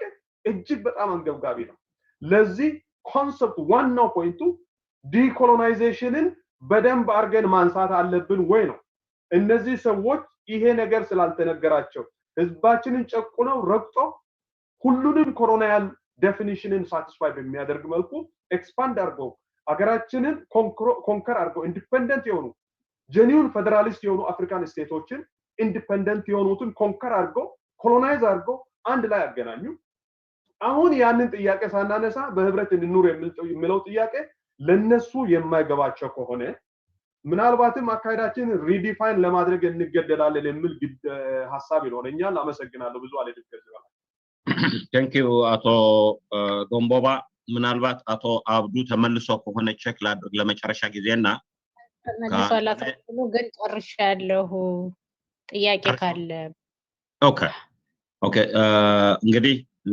ጨርሻለሁ ካሉ ይሄኛውን ምዕራፍ አጠቃለን ወደሚቀጥሉት እንለፍ እንግዲህ ሁላችሁም እስካሁን ድረስ የተናገሩ ተናጋሪዎች ያቀረቡት አንድ ትልቅ ነገር አሁን ስልጣን ላይ ያለው ኃይል የኢትዮጵያ ህዝቦችን ብሔር ብሔረሰቦችን በመጨፍጨፍ ላይ ኮርስ በትግራይ በጣም በከፋ መልኩ ታይቷል በኦሮሚያ በከፋ መልኩ ታይቷል በተለያዩ አካባቢዎች ደረጃዎቹ ሊለያዩ ይችላሉ እንደሆነ እንጂ ሁሉም ጋር ችግር ፈጥሯል ስለዚህ ይሄ ኃይል ተጠያቂ መሆን አለበት እንኳንና ምርጫ ካሄዶ ለሌላ ጊዜ ተርም ኦፍ ኦፊስ ሊኖረው ወደ ህግ መቅረብ አለበት እዚህ ላይ ጠንክረን መስራት አለበት ይሄ ምርጫ አሁን ያለው ምርጫ አይሰራም እዚህ ላይ መታገል አለበት ፍትሃዊ አይደለም እኩልነትን አያነግስም so free and fair election የማይካሄድ ከሆነ ተመልሶ እዛው ምቦጭ ስለሆነ ተመልሰን ስቃይ ውስጥ ከምንገባ ይሄን አንዴሞክራቲክ ኃይል ወደ ህግ ለማምጣት ነው መንቀሳቀስ ያለብን እንጂ ምርጫ እንዲካሄድ አይደለም መደገፍ ያለብን የሚለውን ይዘን እንወጣለን እዚህ ላይ ጠንክረን መስራት የሚገባን ነገር እንደሆነ ነው አስመረን ማለፍ ያለብን በተረፈ አቅራቢዎች በጣም ላመሰግናችሁ ፈልጋለሁ ወደ ኔክስት ምዕራፍ ለመሸጋገር እንድንችል ፕሮፌሰር ስኬል ወይም አቶ እዝራ መድረኩን ተረከቡ አመሰግናለሁ። እሺ እናመሰግናለን። የጥያቄና መልስና የኮሜንት ታይም እናድርገው የሚቀጥለው ፕሮግራም እስከሚጀምር ድረስ መድረኩን ክፍት እናደርገውና እዚህ ላይ አሁን ሐሳብ መስጠት የምትፈልጉ ወይም ደግሞ ጥያቄ እስካሁን ለቀረቡትም ጥያቄ ማቅረብ ለምትፈልጉ ሰዎች እድል እንስጥ። አንድ 10 ደቂቃ ይሆናል። ይሄን እንጠቀምበት።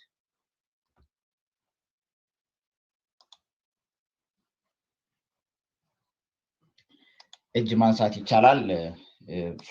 ኦፕን ለፍሎሩ ክፍት ነው። ሐሳብ መስጠት የምትፈልጉ ሰዎች በአይፎን ሙሐመድ ሚል እየተናገሩ ከሆነ ሚውት ላይ ነው ያሉት፣ አይሰማም። ራስዎን ሚውት አድርገው ይናገሩ።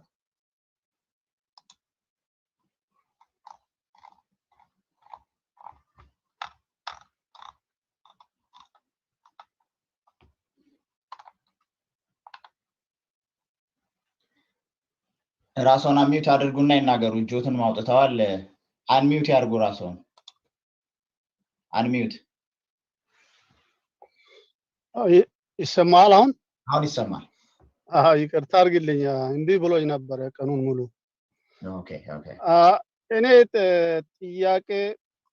አንድ ጥያቄ ነገር አለኝ፣ አንድ ደግሞ አስተያየትም ለመስጠት። ቅድም አቶ አብዱ ሲናገር ሚሊሊክ ሰከንድ ብሎ ጀምሮ ነበረ። ሚሊሊክ ሰከንድ የሚባል ነገር እንግዲህ አንደኛ ሲኖር ነው ሰከንድ የምንለው እና ይሄ ሚሊሊክ ፈርስት የሚባለው የነዚህ የደብተራና የተስፋፊዎች ራሳቸውን ወደ ላይ ለመስቀል የቆየነን ለማለት የሚተርኩት ትርክት ካልሆነ በስተቀር ሚሊሊክ ፈርስት የሚባል በታሪክ አጋጣሚ እዛ ሀገር የነበረ አለመሆኑን ብዙ ጥያቄዎች ስላሉ እሱን አቶ አብዱ ኢንፎርሜሽን ከሌሎት ለመስጠት ፈልጋለሁ። ሪፈረንስ ከፈለጉ ደግሞ ብዙ መጻሕፍቶችን በግል ብደውሉልኝ ሪኮማንድ አደርገዋለሁ እና የሚሊሊክ ፈረስ ትረካ የሌለ መሆኑን አቶ አብዱ እንዲረዳልኝ ሌሎቹም ካላወቁ እንዲያውቁት ፈልጋለሁ። ሁለተኛ ቅድም ለመናገር ፈልጌ አንሙት ማድረግ አልቻልኩም ነበር። አቶ ወይ ዶክተር አይዶኖ ስሙን አዲስ ዓለም ነው መሰለኝ ሲናገር ከትግራይ ህብረተሰብ ውጭ ያሉ ብዙም አላገዙንም የሚል ትንሽ ቅሬታ ነገር ተናግረዋል። በእውነቱ ሌላው ኢትዮጵያዊ በተለይ ከነዚህ አሃዳዊ ኃይሎች በስተቀር ሁሉም ኢትዮጵያዊ ከትግራይ ህዝብ ጎን ነው። በገንዘብም በሞራልም ለመደገፍ ችሎታ ያለው ሁሉ ለማድረግ እየሞከረ ነው። እኔ በበኩሌ አፋር ነኝ። በአፋር አካባቢ በአፋር ኮሚኒቲ አካባቢ በውስጥም ሆነ በውጭ በተለይ የአፋር ህዝብ ከትግራይ ህዝብ ጋር ሰፊው ጉርብትና ካለው ህዝቦች አንዱ ነው። ከትግራይ ፈልሰው ወደዛ አካባቢ በዚህ በጦርነቱ ምክንያት በብዙ ሺዎች 10 ሺዎች የሚቆጠር ህዝብ ወደ አፋር አካባቢ ጥገኝነት ጠይቆ ዛው አካባቢ የአፋር ህዝብ የሚችለውን ሁሉ እያደረገ መንገድ ለሚፈልገው መንገድ እያሳየ ካለው የሚበላ የሚጠጣ ካለ ያው በጋራ እንትን ሰፊው ድጋፍ እያደረገ ነው የአፋር ህዝብ በአገር ውስጥ። በተለይ ወጣቶች ወደ ጁንታ እንዳይሄዱ ይገደሉ የሚለውን የአጼ ንጉስም ሊበለው አጼም ሊበለው አብይ አህመድና የሱ አርመኔ ጓደኛ ኢሳያስ ወጣቶቹን ባገኛችሁበትን ግደሉ ብሎ በሰጡት ትዕዛዝ መሰረት ወጣቱ አሁን በሰፊ ወደ አፋር አካባቢ መጥተው የሚፈልገው እዛ እየኖረ ነው። የማይፈልግና ሌላ አካባቢ ለመሄድ የሚፈልግ መንገድ እያሳዩ እያሳለፉ ይገኛል። የአፋር ህዝብ እንግዲህ የትግራይ ህዝብ በጣም የሚቀራረቡ አብሮ የሚሰሩ ህዝቦች ስለሆነ ለአቶ አዲስ ዓለም የምንችለው በአገር ውስጥም በውጭም እያደረግን እንደሆነ እንዲያውቁልኝ በተለይ በጅቡቲ አካባቢ በተለያየ ምክንያት የመጡ የትግራይ ተወላጆች ባለ ሀብቶች ብዙ ንብረትም መሳይ ነገሮችን ይዞ የመጡ ብዙ የትግራይ ሰዎች ተመልሰው ለኢትዮጵያ መንግስት አስተላልፈው እንዲሰጡ የአብይ መንግስት ጅቡቲ መንግስትን እየወተወተ ባለበት ውስጥ እዛ ያለው የአፋር ህዝብ እዚህ አካባቢ የመጣ ማንኛውም ሰው ታስሮ የሚመለስበት ምንም መንገድ የለውም ብሎ በሰልፍም በኃይልም በመስራበትም በሌላ ደረጃ እንዲህ አይነት ድጋፍ እያደረገ ነው። ውጭ ያለነውም የምንችለው ሁሉ እያደረግን ነው። ስለዚህ ብቻ አይደለህም፣ አይዞ አብሮነን የምንችለውም እንግዲህ የአፋር ብቻ ሳይሆን እያንዳንዱ ችሎታ ካላነሰን በስተቀር ይሄ ለትግራይ ብለን የምናደርገው ሳይሆን ለራሳችን ብለን ምክንያቱ አብይና ኢሳያስ ትግራይ ላይ ይህን ጭፍጨፋ እያደረጉ ያሉት ይሄ ፌደራል ሲስተሙን ለማጥፋት እንቅፋት ይሆንብናል እና የተደራጀ የታጠቀ ኃይል ያለው ትግራይ ላይ ብቻ ነው። እሱን ካጠፋን ሌላ ይተኛል ከሚለው አንፃር ነው እንጂ ትግራይን መርጦ አይደለም። ሁሉንም አንድ በአንድ ለማዳረስ የተዘጋጀ ኃይል ነው እና ይሄ እናቴ ንጉስ ትሆናለህ ብሎ የሚዘባርቀው ይሄ ግልገል ያበደ ውሻና ከሁማኒቲ ወጥቶ የራሱን ህዝብ አጥፍቶ አሁን ደግሞ ኢትዮጵያን ለማጥፋት እንቅልፍ የሚነሳው የኢብዱ ትልቁ አረመኔው ኢሳያስ ይሄ ያዘጋጁት ለሁሉም ኢትዮጵያውያን ነው እንጂ ለትግራይ አይደለም። ትግራይ የተቀደመችው የተደራጀ የታጠቀ ህዝብ የራሱ ህዝብ የመረጠ መንግስት ያለበትን ቦታ ስለሆነ ይሄንን ካጠፋን ሌላው አቅም የለውም።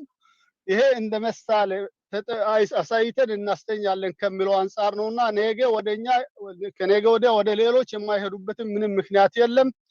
አቶ አዲስ ዓለም በዚህ ስጋት አይግባ፣ የሁላችን ትግል ነው። ለዚህ ነው እየተደራጀን ያለነውና አመሰግናለሁ። እሺ ቴንክ ዩ አቶ ደስታ።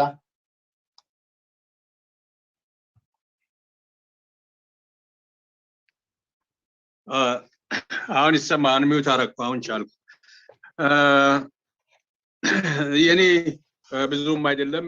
በተለይ በቅማንትና በአገው ጉዳይ ብዙ ተነስቶ ነገር ግን ሎኬሽኑን በደንብ እኔም የምጠይቃቸውም ሰዎች ትክክለኛ በአማራ ክልል ውስጥ የት አካባቢ ቅማንት ወደ ምዕራብ መሆኑን አውቃለሁ። አገው ግን ሎኬሽኑ የት ጋር ነው የሚለውን ብዙ ጊዜ ጠይቃለሁ፣ ግን ለማግኘት አልቻልኩም። ቅድም እንደተነሳው ምናልባትም በብዛት ጎጃም ውስጥ ነው የሚገኙት። ሌላው ደግሞ ወደ ሰቆጣ በትግራይ ድንበር ላይ አገዎች እንደሚገኙ አውቃለሁ። ከዛ በላይ ግን የማውቀው ትክክለኛ ሎኬሽን የት እንደሆነ አላውቅምና ይህ ነገር ቢብራራልኝ ቢነገረን ጥሩ ነው ብዬ ነው። ሌላ በዚህ ሰዓት ልክ በዚህ ሰዓት ኢሳያስና አብይ በዓለም ደረጃም ጫና እየደረሰባቸው ያለ ስለሆነ የመጨረሻ ኃይላቸውን ተጠቅመው የትግራይን ህዝብ አጥፍተው ሌላውን ለማንበርከክ ነው የሚፈልጉት። ይህን እያደረጉ ነው ያሉት። ብዙ በስልክም የምንሰማቸው ነገሮች አሉ፣ ሰዎችም የሚነግሩን ነገር አለ፣ በቪዲዮም የምንመለከተው ነገር አለ፣ በዩቲዩብም በምንም የምንመለከተው ነገር ያለ ስለሆነ በቀጥታ በዚህ በአጭር ጊዜ ውስጥ እነሱ የመጨረሻ ኃይላቸውን ተጠቅመው ሽማግሌዎችን፣ አሮጊቶችን፣ ህፃናትን ኢቭን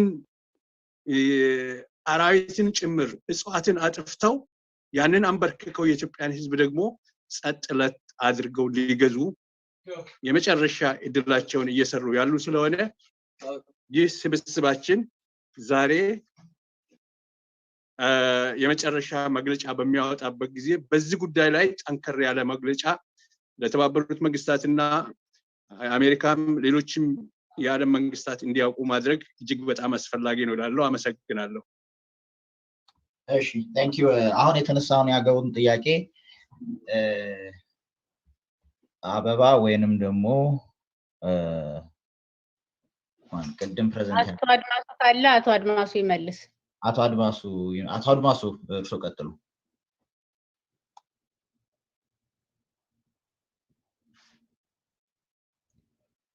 አንሚዩት አድርግ እዝራ። ብዙ ሰው አንሚዩት ማድረግ አልቻለም። አንሚዩት ቶሎ አይሆንም። እዚያ እናንተ አካባቢ ነው መሰለኝ የተያዘው። ታንክ ዩ ይሄ ነው የኛ ብዙ ጊዜ አገው የሚለውን ማን ነው አገው ማለት የት ነው ያለው ምናምን የሚል ሰው በጣም ብዙ ነው። ብዙ ሰው አያውቀንም የት እንዳለን። ምክንያቱም ሆን ብሎ የተቀበረ ነው ማንም እንዳያውቅ ተደርጎ። የሚገርመው ዘመቻ ተደርጎ ስለ አገው የተጻፉ ታሪክ መጽሐፍት ሁሉ የተቃጠሉበት ነው። በቤተ ክህነትም የነበረው በቤተ መንግስት። በዚህ ምክንያት እኛ የትም ብዙ አካባቢዎች ላይ አይታወቅም። ትክክለኛ ጥያቄ ነው። አመሰግናለሁ። አሁን አገው ነን የሚሉት ታሪኩን እንተውና አሁን አገው ነን የሚሉት የት ቦታ አሉ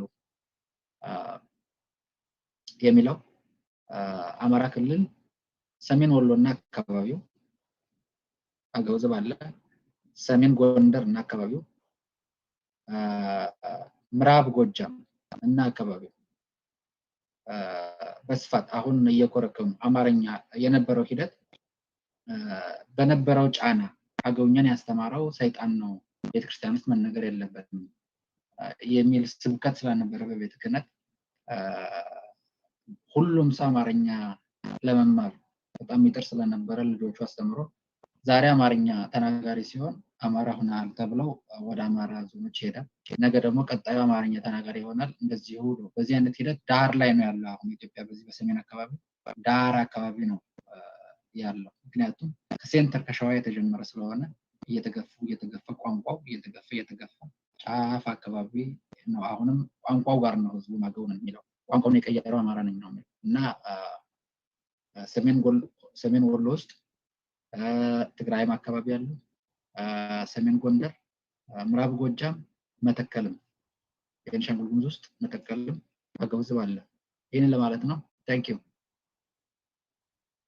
እሺ እናመሰግናለን። ኦኮክ ኡጁሉ የእርሶ ነው ተራው።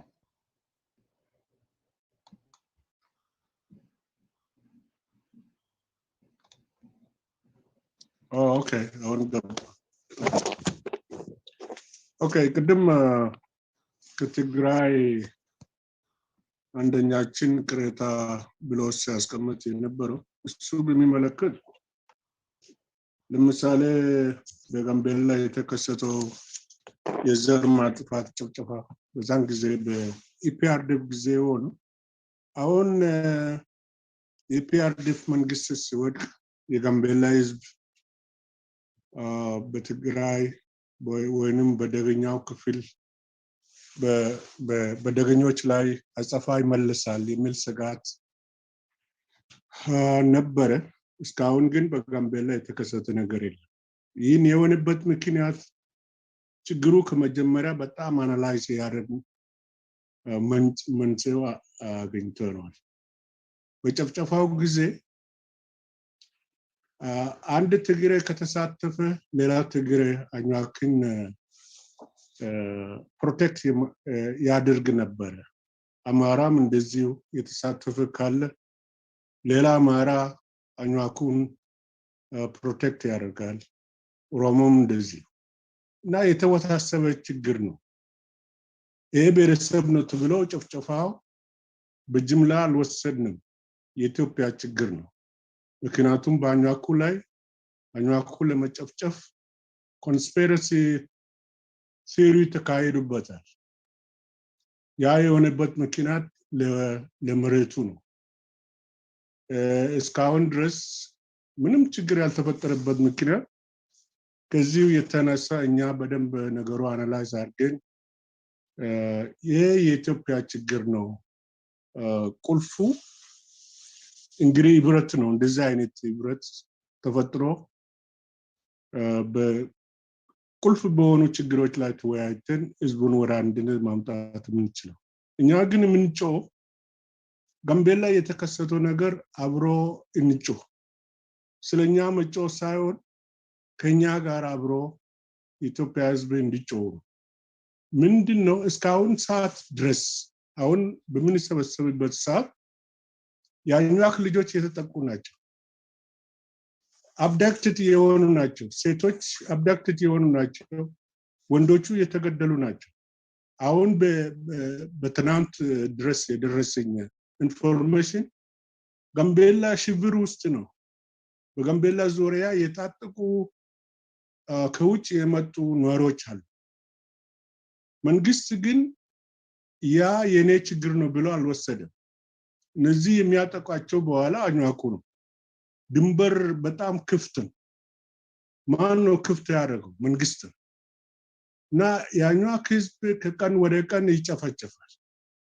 በጎደራ አካባቢ እስካሁን በእስር ቤት የሚማረቁ የመጀመሪያዎች ብሔረሰቦች አሉ በቴፒ አካባቢ የተጨፈጨፉ መጀመሪያዎች አሉ የነሱ ለቅሶ ሁሉ የተሰማ ነው እና አብረን ለነዚህ ህዝብ አብረን እናልቀስ አብረን እንንቀሳቀስ ስለዚህ ለትግራይ ህዝብ ብቻ ሳይሆን ነገሩ ሁላችን የጎዳን ነው ስለዚህ ትግሩም ሌላውም አብረን በመሆን ስለ ትግራይ እንደሚሰማን አይነት ደግሞ ስለ ጋምቤላ እንዲሰማን ያስፈልጋል ስለ ለአፋር እንዲሰማን ያስፈልጋል ለኦሮሞ እንዲሰማን ያስፈልጋል እና የትግራይ ህዝብ አልተውንም አብረን ነው እናንተም ደግሞ ስለኛም ደግሞ አብረን ተሰልፈን ያለው ችግር በጋራ እንትን ታገል አለብን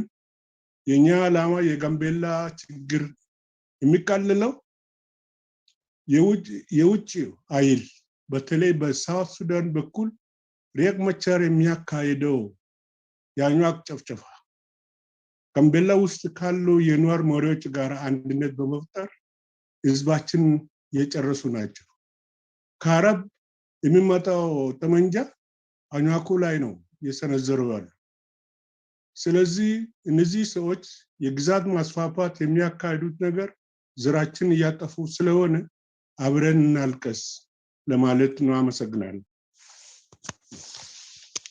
እሺ እናመሰግናለን እስካሁን የመጣንበትን አንድ ጊዜ ሪካፕ እናርግ ዘግይታችሁ የገባችሁ ሰዎች ካላችሁ ዛሬ የኢትዮጵያን መልቲናሽናል ፌደራሊዝም ሪትሮስፔክት ኤንድ ፕሮስፔክት በሚል ርዕስ ሲምፖዚየም እያካሄድን ያለነው ህብር ሆስት እያደረገው ነው ያለው የመጀመሪያው ፓርት ላይ በፕሮፌሰር ስኬል ኦፕኒንግ ተደርጓል እዛ ላይ ብዙ ቁም ነገሮች ቀስመናል በሁለተኛው ፓርት ላይ እንዲሁ ዶክተር ጸጋዬና ዳንኤል አጀማ ስለ ኮንስቲቱሽናል ፋውንዴሽን ስለ ማጆሪቲ ማይኖሪቲ ራይትስ እነዚህን የተመለከቱ ነገሮች አቅርበዋል በሶስተኛው ፓርት ደግሞ የትግራይን የተጋሩን የአገውን የአኟክን ኤክስፒሪየንስ አይተናል ከዛ ጥያቄና መልስና ዲስከሽን አድርገን የላንች ብሬክ ወስደናል አይ ሆፕ ኢንጆይ አርጋችሁታል ክላሲካሉን በላንች ብሬክ በነበረው ጊዜ ነበረው ከዛ በቀጥታ የገባ ነው የሚቀጥለው ዲስከሽን ነው ዲስከሽን ኦፍ ኔሽንስ ኤንድ ፎር ስቴትሁድ የሚል ነው ሰክሰስ ኤንድ ኩዌስትስ የታዩበት ነው የሲዳማን የሐረሪን የወላይታን ኤክስፒሪየንሶችን አይተናል አሁን ደግሞ በተቻለ መጠን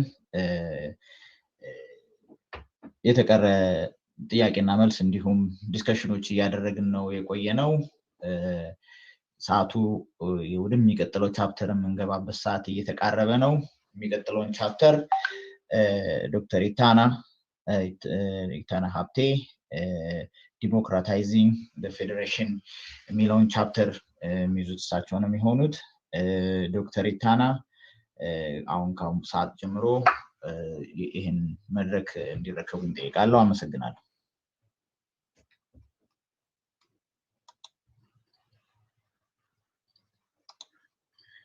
እሺ አመሰግናለሁ እንደምናችሁ እንደምን ከረማችሁ ማለት ፈልጋለሁ ለሁሉም ከምጅርቱ እንድከሰን ፈያ ከሰኒ the panel I will be chairing is titled Democratizing the Federation that is Ethiopian Federation. A very awkward title at a very difficult time. This panel will have 3 presenters, Faisal Roble, Bahar Omar, and Abiy Gidey. I will introduce my presenters who will speak in this title one after another, and they will present their ideas in turns according to the order I speak with now. I start with Faisal Roble. Faisal is the Chief Equity Officer for the City Planning Department in Los Angeles. He is a long-time Somali activist scholar. Faisal's presentation is titled The Somali Regional State in the Ethiopian Federation. The second presenter will be Bahar Omar. Bahar Omar has earned Masters of Law degree in the International Human Rights Law from University of Exeter in the United Kingdom. He was a former lecturer of law at Ambo University. Bahar is currently a human rights activist based in Minnesota. Bahar speaks to the Oromia experience in the Ethiopia's federation. The third presenter will be Abiy Gidey, sorry. Abiy Gidey studied urban planning and he works as a real estate consultant. Abiy is a long-time political activist who in the past served as a chairman of Union of Tigrayans in North America. He is still participating in organizing community and advising diaspora-related works. Abiy now lives in North Carolina, United States of America. Abiy Gidey speaks to Tigray's experience in the Ethiopian Federation. Each presenter will have 15 minutes. Then at the end of their presentation, we'll have Q&A. So my presenters, I'll ask you to be mindful of the time, please. We'll start with Faisal. Faisal, if you can hear me, please take over. It's your time, Faisal.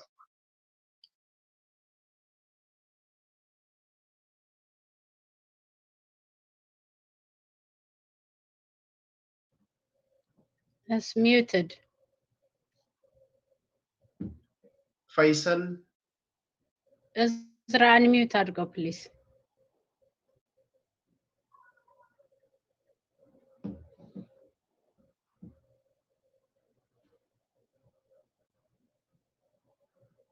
እዝራ አለ? አለሁ። ፈይሰል ይሰማሃል?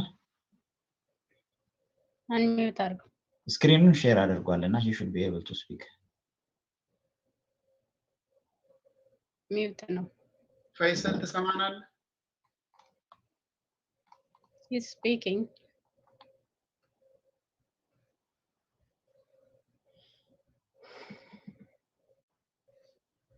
How about now? No. Can you hear me now?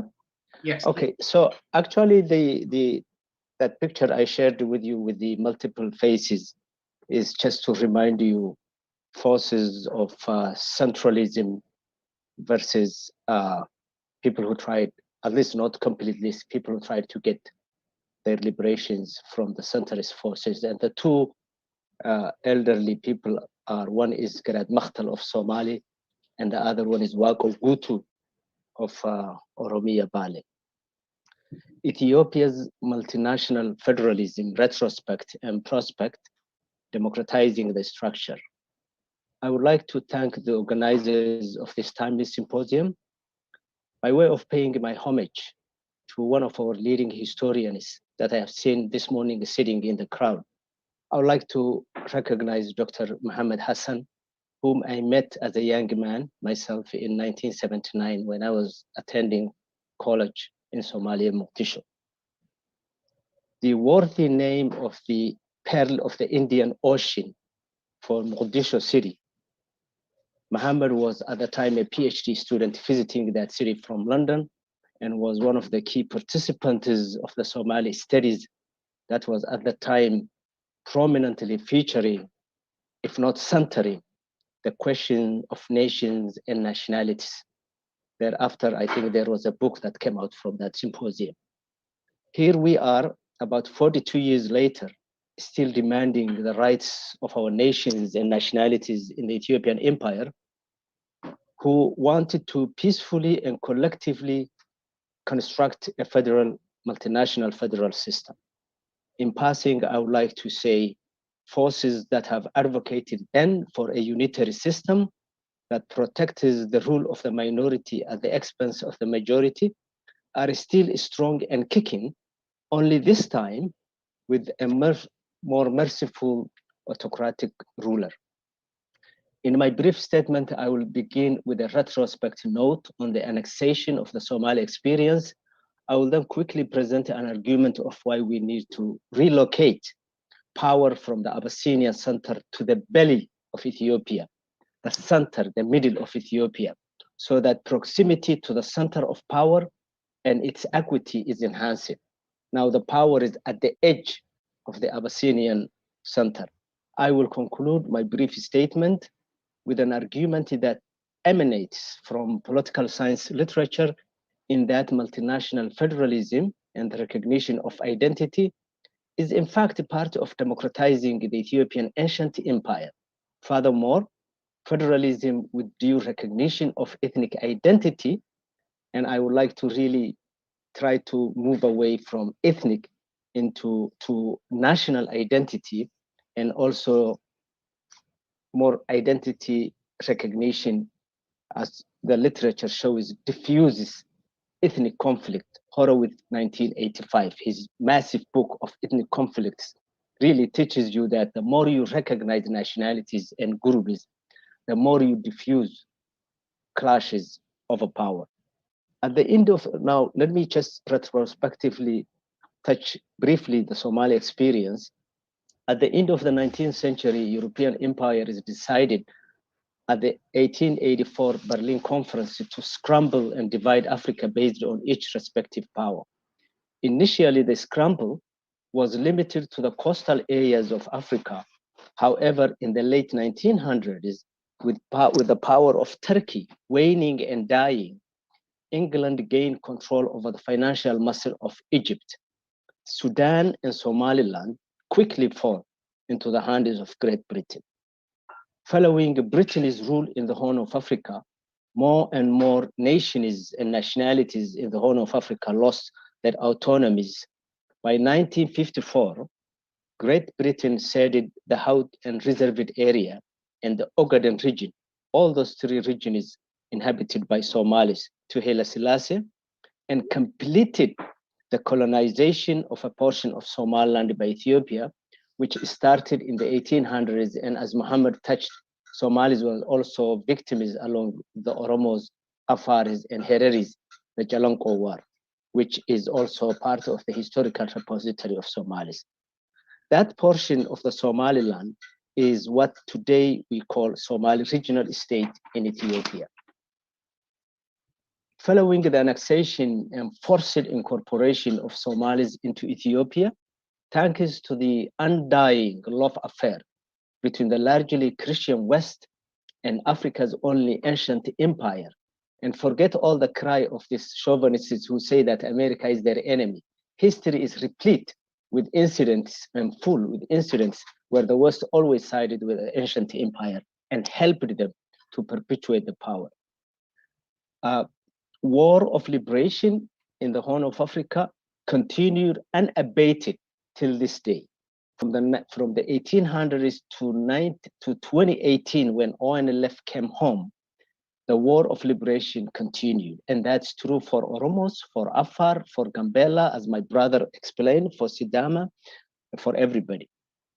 In particular, the Somalo-Oromo alliance against the forces of colonialism and chauvinism commenced way back in the early 1960s with the grassroots movements led by Garad Makhtal of Somali and General Wako Gutu of Oromia. As a matter of fact, the two signed a pact together in Mogadishu to continue their struggle for liberation. Somalis have particularly a long history of resisting the Ethiopian empire. It started with the 1948 revolt of the Geri Somali tribes around Jijiga, followed by Nasrullah against Haile Selassie, followed by WLS, Western Somali Liberation Front against Mengistu Haile Mariam in 1977, and followed by ONLF's long and 20-something years against EPRDF, including the reign of Meles Zenawi. Not only do we need to reserve the history, but to revive and invigorate, as well as expand the political and strategic alliances of the multinational forces that I have shared with you, whether that's between Somalia and Oromo, between Gambela and Oromo, between Sidama and Oromo. It's about time, in the face of restructuring the Ethiopian federal system, to also reinvigorate the relationship, strategic relationship between these two groups. Let me quickly move to the prospective aspect of my piece. The search for a strategic alliance between the forces of multinational forces rests on the idea of relocating the center of power from Abyssinian center to the belly of Ethiopia. That's the middle of Ethiopia. You can say that's the Oromia region. You can say that both the Oromo and the Sidamo, what have you. The point here is not to identify the ethnic. The point is to identify relocating the center, the power, to a middle point where everybody can reach, where everybody is close to the center of power, both culturally and economically. Making up almost between 35 to 40% of the 110 million residents of Ethiopia, Oromo has geographic, economic, and political linkages, strong linkages with almost all the 9 regions that make up Ethiopia's current federal system. It also links, if you even take further, the old center with a rising periphery that is home to resources and to the road and access to the sea. So the belly needs to be reactivated so that people who are sitting around the belly of the Ethiopian middle have also tentacles and linkages that they interact with the center. Now, the Somali particularly doesn't have any relationship with where the center is, where the power is located. There is no relationship between Somali and Amara, except that the belly is in between. So if you relocate the power and the center of the power, I think what I would be calling enhancement of power and economic equity can be found. By relocating power to the middle of the country, governances can easily be improved and equitable. De-emphasizing the old center of power and relocating it to the middle, geographic middle, makes governance accessible and equitable to the multinational constituents of Ethiopia. In a way, remapping the power geography of Ethiopia away from the traditional Abyssinian core enhances the democratization of Ethiopia in this multicultural federal system. Another change to the governance of Ethiopia that could enhance democratic culture is the full implementation of the multinational federalism that we have today. Of course, with some improvements, as Mohammed from Harare region mentioned, probably including the Bill of Rights so that minorities are protected to the extent possible. Unlike those who perpetuate the unitary system, mainly inhaling up from the north and from the old center of power, usually argue that enhancing identity-based democratic system will not work. As a matter of fact, existing literature on multinational federal system suggests otherwise. A very good example is the Nigerian experience. Nigerian federal system was established during the colonial rule with only 3 states. Today, it's a 36 states strong federal system with different sizes of population, multiple nationalities and ethnic groups. The proliferation of identity-based administrations helped Nigeria to curtail sectarian conflicts while enhancing federal system of governance. In fact, Nigeria has been stabilized since the Biafra War of 1967 and continues to administer a sustainable federal structure. Since the Biafra War, Nigeria has been more stable than ever before, with more states being formed based on ethnic identities. So the fallacy that our brothers from the north argue, saying that giving rights and identity respect to national groups minimizes the coexistence of the people is a fallacy-based argument. In the same vein, giving groups like Qimant and Agaw their own states within the current Amara region will not erode, but rather give this hitherto oppressed nationalities heightened political role, but also at the same time diffuse conflict between them and the dominant Amara group in Gondar and Goja. So I think my argument is that by even giving more rights to smaller groups will enhance the federal multinational federal structure. And that's why in any federal system, if you look, power and devolution of power starts all the way from up down to the lowest level. My concluding remarks: multinational federalist forces need not only be against centralist and unitary-based state structures, but also be intentional anti-centrist and anti-unitary state system. Here, it's not enough to say that I support multi-federalist system or to say I'm simply against unity. No, we have to be anti, in the same way, we have to be anti-unitary system with an intention, strong intention, meaning that with deeds and activities.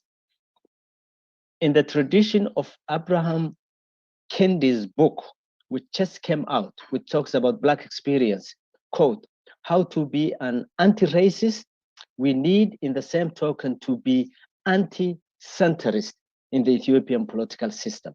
So we have to move to more of an intentionality when we express our multicultural, multinational federal system vis-a-vis unitary. Let me just conclude by borrowing a couple of words from Abraham Kendi's book, How to be an Anti-Racist, in this case, anti-unitary system. He says, the only way to undo racism is to consistently identify and describe, and if need, dismantle racism. I think Sagaya this morning talked about how we jumped on establishing a federal constitution without dismantling or decolonizing the structure we had. I think we have to dismantle what we had in order to establish a full-fledged, equitable federal system so that we all are satisfied with. Thank you very much, and I will sit by to listen to the rest of the discussion. Thank you, Faisal. Thank you very much. As you have listened to him, Faisal attempted to speak about the experiences of the Somali in the Ethiopian federal state structure in retrospect and prospect. He also tried to speak to the historical embeddedness of resistance against the Ethiopian state, successive Ethiopian regimes, and he also tried to theorize the resistance, particularly the unitary or unionist movements from the center. I think we will have enough time at the end to ask questions and forward suggestions. I now directly go to the second presentation. Second presenter, as I introduced as a beginning, is Bahar Omar, who speaks to Oromia regional states experience in the Ethiopian Federation.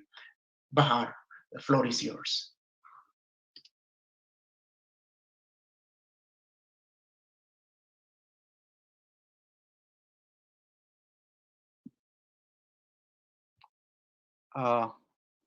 Thank you. Can I speak in English or in Amharic? As you wish, Bahar. You can speak in Amharic if you like. All right. እሺ አመሰግናለሁ ዶክተር ታና አመሰግናለሁ። ፈይሰልም ጥሩ አድርጎ የሶማሊያን ኤክስፒሪየንስ አቀርብሎናል።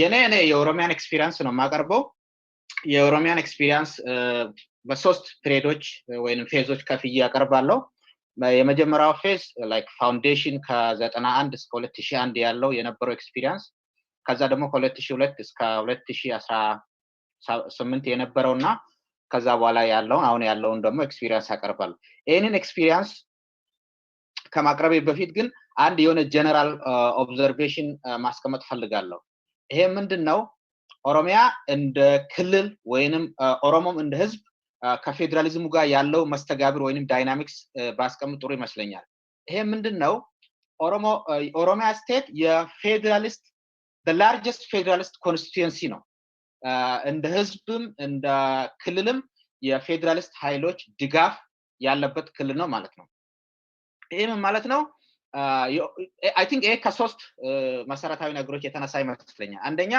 ከኦሮሞስ ባህል የኦሮሞስ በገዳ ሲተዳደር የነበረ ህዝብ ስለሆነ በተወሰነ ደረጃ የሎካል ኦቶኖሚ እና የሴንተር ሎካል ኢንተራክሽኑ የነበረ ስለሆነ በተወሰነ ደረጃ ከኦሮሞ ባህላዊ አስተዳደር የመጣ ይመስለኛል በሁለተኛ ደረጃ ደግሞ እና ዋነኛው ደረጃ ኦሮሞስ በታሪኩ ሲጠይቀው የነበረው የኢትዮጵያ ውስጥ የእኩልነት የራስ ገዝነት ጥያቄ እንግዲህ ሪከርድ ያሉ ሪከርዶችን ካየነው ከ1936 አካባቢ ዌስተርን ኦሮሞ ኮንፌዴሬሽን ጥያቄን ኦቶኖሚ ካቀረቡት እስካሁን ድረስ የኦሮሞ ህዝብ ታሪካዊ ጥያቄ የራስ ገዝ ስለሆነ ስለዚህ ከፌደራሊዝም ጋር ይገናኛል እና በሶስተኛ ፖለቲካዊና ኮንሰፕቹዋሊ ደግሞ ስናየው የኦሮሞ ህዝብ ጥያቄ በህብረ ብሔራዊ ፌደራሊዝም ውስጥ ሊመለስ የሚችል ነገር ነው ማለት ነው ኦሮሞ የሚፈልገው በራሱ ማስተዳደር በክልሉ ራሱን ማስተዳደር በታላቅ በሀገሪቷ ደግሞ እኩል ተሳትፎ ፓወር ሼሪንግ እና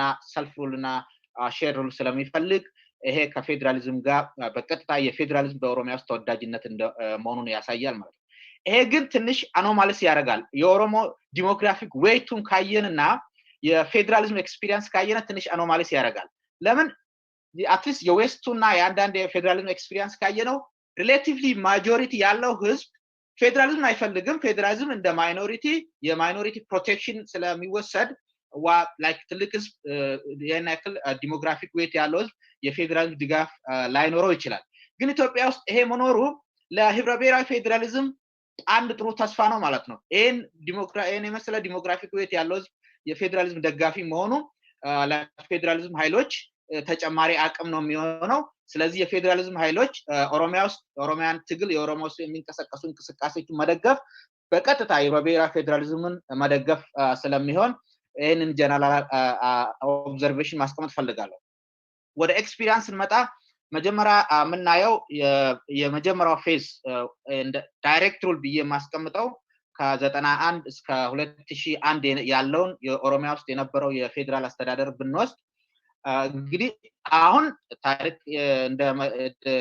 አሁን እንደሚደረገው የኦሮሞ ህዝብን ከፖለቲካዊ ሂደት ማግለሉ በ92 ላይ ሽግግር ነበረ በተወሰነ ደረጃ የኦሮሞ ፓርቲዎች በተለይ በኦነግ በኩል ተሳትፎ ነበራቸው ግን ከ92 ጀምሮ ቁጥሮቹን በአመተ ምህረቶቹ በዩሮፒያን እንደሆነ እንትን ይባልልኝ ኦሮሞን ህዝብ ከምርጫ ከፖለቲካዊ ሂደት ማስወገድ ተደረገ ማለት ልክ አሁን ኦሮሞ ላይ እንደሚደረገው ከፖለቲካዊ መዋቅር ከፖለቲካዊ ሽግግር ኦሮሞን ማስወገዱ ያኔም ተደርጎ ነበረ ማለት ነው ያ ከተደረገ በኋላ አንድ ያዲክ አንድ ወይንም ከብልጽግና በፊት አገርታን ሲመራ የነበረው ያዲክ አንድ በተለይ በህዋት የበላይነት የነበረው ስርዓት የኦሮሞ ምሁራንን የኦሮሞ ፖለቲካል አክቲቪዝም ከስርዓት ካረገ በኋላ በኦፒዲዮ በራሱ ህሉና የሌለው በህዋቶች የተመሰረተው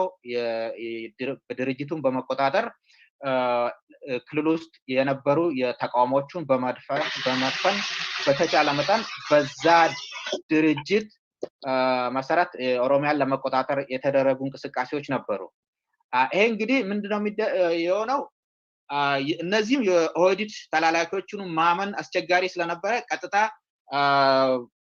ለህዋት ሪፖርት የሚያደርግ ሰው ሰለሞን ጢሞ የሚባል ሰው ተመድቦ እስከ 2001 ይመስለኛል በቀጥታ ልክ እንደ ዲፋክቶ ኦሮሚያ ፕሬዝዳንት ሲያገለግል እንደነበረ እናውቃለን ማለት ነው።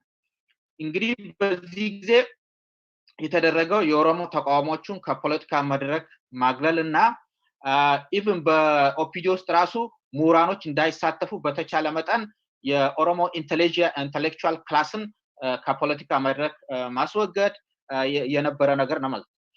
ችግሮችን ብቻ ሳይሆን አንዳንድ ደግሞ የተደረጉ አቺቭመንቶችንም ካየን በዚህ ፎርማቲቭ ስቴጅ ውስጥ እንደምናውቀው ትልቁ ነገር አፋን ኦሮሞ የኦሮሚያ ክልል የስራ ቋንቋ መሆኑ ትልቅ የብሔራዊ ፌዴራሊዝም ከነ ችግሮቹም አቺቭመንት አንድ ትልቅ አቺቭመንት ነው። አፋን ኦሮሞ የስራ ቋንቋ ብቻ መሆኑ ብቻ ሳይሆን ኦሮሞዎች በሚፈልገው በቁቤ ስክሪፕት መሆኑም አንዱ ሌላ ተጨማሪ እድል ነው ማለት ነው። ከዚህም በተጨማሪ የኦሮሚያ ክልል ራሱን ችሎ መዋቀር የኦሮሚያ ቢሮክራሲ መፈጠር ራሱ አንዱ ትልቅ ነው። ከዛም ታይዞ የትምህርትና አንዳንድ ኢንፍራስትራክቸሮች መስፋፋታቸውም ደግሞ የብሔራዊ ፌዴራሊዝም ጋር ግንኙነት ያላቸው ነገሮች ናቸው ማለት ነው። ይሄን ካልን በኋላ 2001 ላይ ምንድነው የሆነው? እንደምናውቀው ህወሓት ውስጥ በተደረገው መከፋፈል አንዱ የአሸናፊ ቡድን ያመጣው ሌሎች የኢህአዴግ አካላትን ለመያዝ ያመጣው አንዱ ለውጥ ምንድነው? እነዚህ የተመደቡ ልክ እንደ ሞግዚት የተመደቡ እነ ሰለሞን ጢሞ የመሰሉ በየክልሎቹ ያሉ በቀጥታ ክልሉን ለማዘወር የተቀመጡ እንደ በአማካሪ ስም በመናምን ስር የተቀመጡ ሰዎች እንዲነሱና በታድሶ ስም የነበሩ አመራሮች ተነስቶ ምን ሆነ ላይክ እንደ ዳይሬክት ሩል የነበረው ሞር ኦፍ ወደ ኢንዳይሬክት ሩል በማምጣት በዲሞክራሲያዊ ማዕከላዊነት ስርዓቱን መልሶ ለመቆጣጠር ምንም እንኳን ህብረብሔራዊ ፌዴራሊዝሙ ዲሴንትራላይዝድ ቢሆንም ፖለቲካውን ሴንትራላይዝ በማድረግ የነበረውን የመዋቅራዊ ስትራክቸሩን በፖለቲካዊ መዋቅር ሴንትራላይዝ በማድረግ ኦቶኖሚ በተለይ ኦቶኖሚ እንዳይኖር ማድረግ ነበረ ማለት ነው። ይሄ ከ2001 ጀምሮ የነበረው ብዙ ለውጦች አሉ። ከዚህ ውስጥ ሌላው ደግሞ ምንድነው? በፊት የኦሮሞ ኢንተሌክቹዋልስ በተለይ ከኦፒዲ ውስጥ ይገፉ ነበረ፣ ወደ ድርጅቱ አይቀርቡም ነበረ። ግን ከ2001 በኋላ በተለይ ከ2005 በኋላ የነበረው የዚህን ኢንተሌክቹዋል ክላሱን ወደ ኦፒዲዮ ማስገባቱ በተወሰነ ደረጃ ወደ ማካታቱ ስራዎች ተሰርቷል ማለት ነው። ይሄ ስራ በኋላ ወደ አሁን እንግዲህ ለውጥ ተብሎ የምናየው አይነት ነገር እንዲመጣ አንዱ የራሱ አስተዋጽኦ አድርጓል፣ የኢንተሌክቹዋል ክላሱ በተወሰነ ደረጃም መሳተፉ ማለት ነው። ከዚህ ውጪም በዚህ ፕሬድ ብዙ የኢንፍራስትራክቸሮች መስፋት ተደርገዋል። መንገዶች፣ ትምህርት ቤቶች እና የመሳሰሉ ነገሮች በስፋት ተሰርተዋል። የልማት ስራዎች በስፋት ኦሮሚያ ውስጥም በሌሎች ክልሎችም ተሰርተዋል ማለት ነው። ከዚህም ጋር ተያይዞ ደግሞ በተለይ ከ2005 በኋላ የመጣው አንድ ነገር ምንድነው?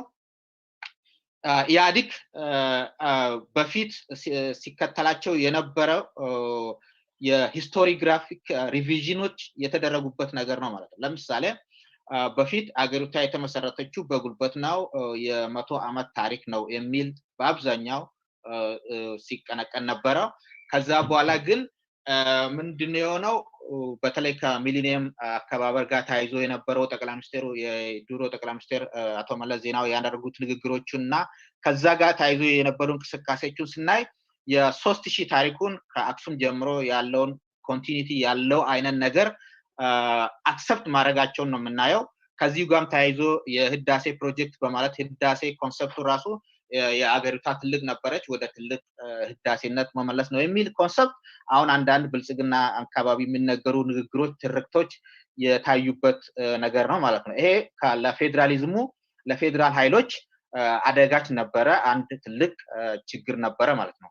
ከዛም በመቀጠል በልማት በተለይ በልማታዊ መንግስት አስተሳሰብ በመምጣት ይሄ ልማታዊ አስተሳሰብ መንግስት ደግሞ ሁሉም ነገር ለልማት ነው፣ ለልማት ይቀድማል፣ ከዲሞክራሲ ልማት ይቀድማል የሚል አስተሳሰብ እሱም ብቻ ሳይሆን የሚፈለገው ልማት ስለሆነ አሁን ዲሴንትራላይዝ የሆኑ የነበሩ ፓወሮችን ሞር ወደ ሴንትራላይዝ በማድረግ አንዳንድ የመብቶች ወይንም በተለይ በመሬት ጉዳይ የተያዙ ህጎች፣ የመሬት ጋር የተያዙ ጉዳዮች በቀጥታ በፌዴራል መንግስት ኢንተርቬንሽን ሲሰሩ እንደነበሩ ፓወር ሞር ሴንትራላይዝ እንደሆነና የሚያስፈልገው ልማት እስከሆነ ድረስ በማንም የሚሰራ ዋናው ልማት ነው የሚል አስተሳሰብ በመምጣት የፌዴራሊዝሙ ላይ በጣም ጫና አድርሶ ነበረ ማለት ነው እና በተለይ በኦቶኖሚ ላይ አደጋች ተግዳሮቶች ያመጣው አንዱ የዴቨሎፕመንታል ስቴት አስተሳሰብና ትርክት ነው ማለት ነው።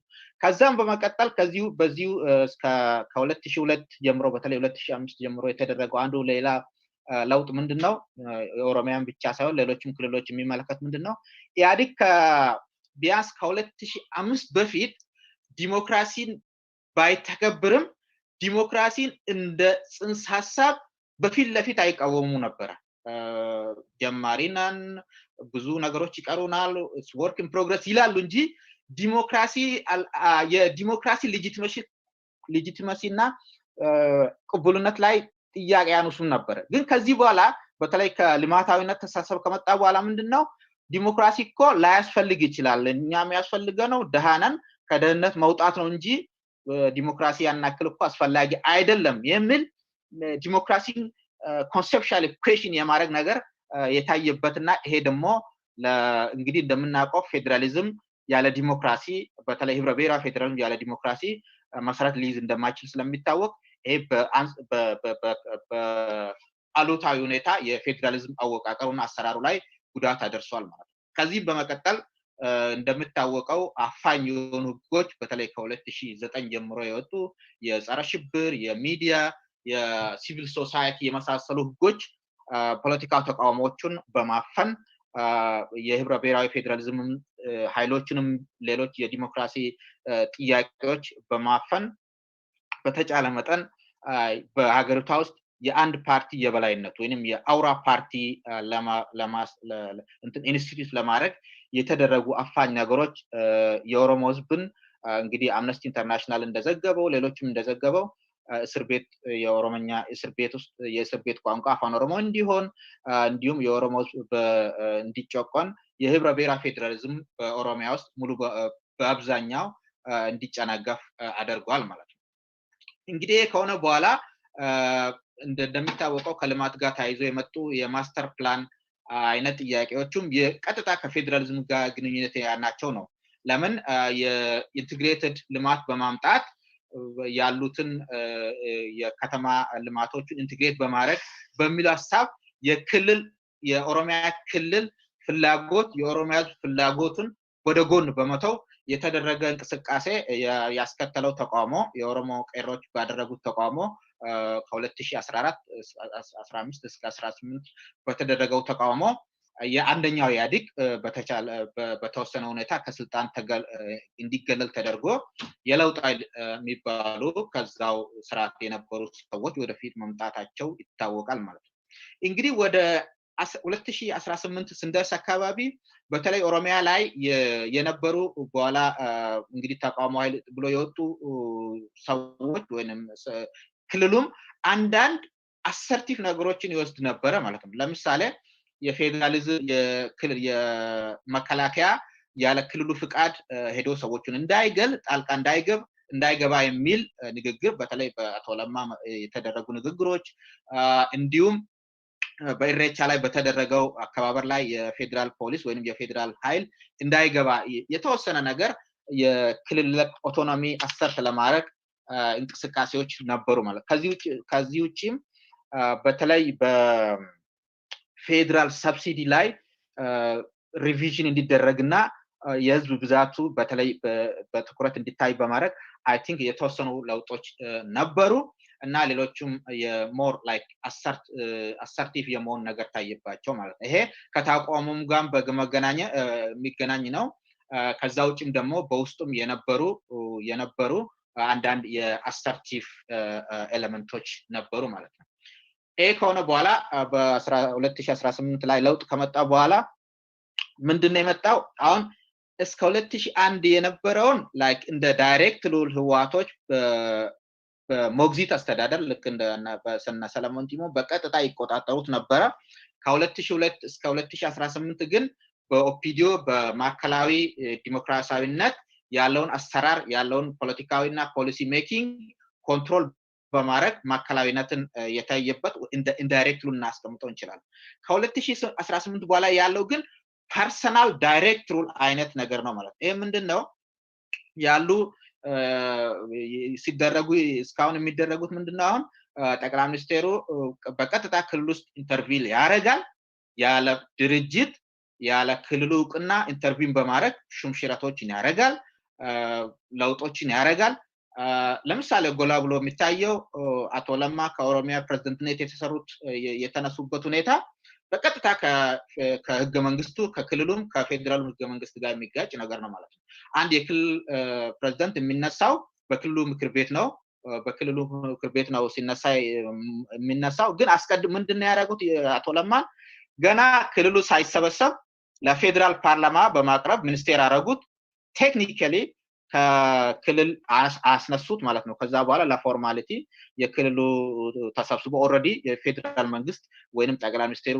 የወሰኑትን ውሳኔ አጸድቋል ማለት ነው እና ከዚህም ጋር የተያዙ ብዙ ኢንተርቬንሽኖች ነበሩ እንደ ለምሳሌ በኮማንድ ፖስት ስም የሚሊተሪ ወይንም አንዲክላርድ የሆነ ስቴት ኦፍ ኢመርጀንሲ በተለያዩ ኦሮሚያ ዞኖች ላይ የተደረጉት ያለ በፌደራል የፌደራሉም ሆነ የክልሉን ህገ መንግስት በመጣስ የፌደራል ኢንተርቬንሽን ሳይጠየቅ ወይንም ክልሉ ቁና ሳይሰጥ የተደረጉ እንቅስቃሴዎች ናቸው ማለት ነው እንግዲህ ዘጋ አይ ቲንክ ሪትሮስፔክቲቭሊ ስናየው ብዙ ሲደረጉ የነበሩ ነገሮችን የለውጥ ማሻሻያዎች ናቸው የለውጥ ኃይል ናቸውና በፊት የያዲቅ አንድን ስተቶች የማስተካከል ነው ተብሎ በጣም ቶለሬት ሲደረጉ ነበሩ እነዛ ነገሮች ግን ዞሮ ዞሮ አሁን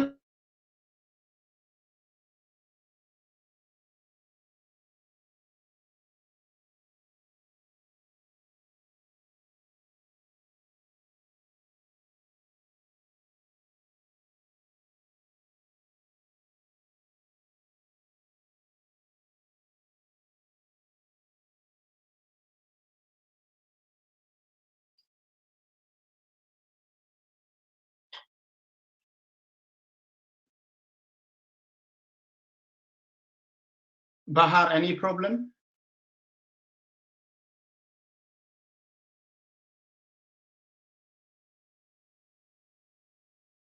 Unmute yourself, please.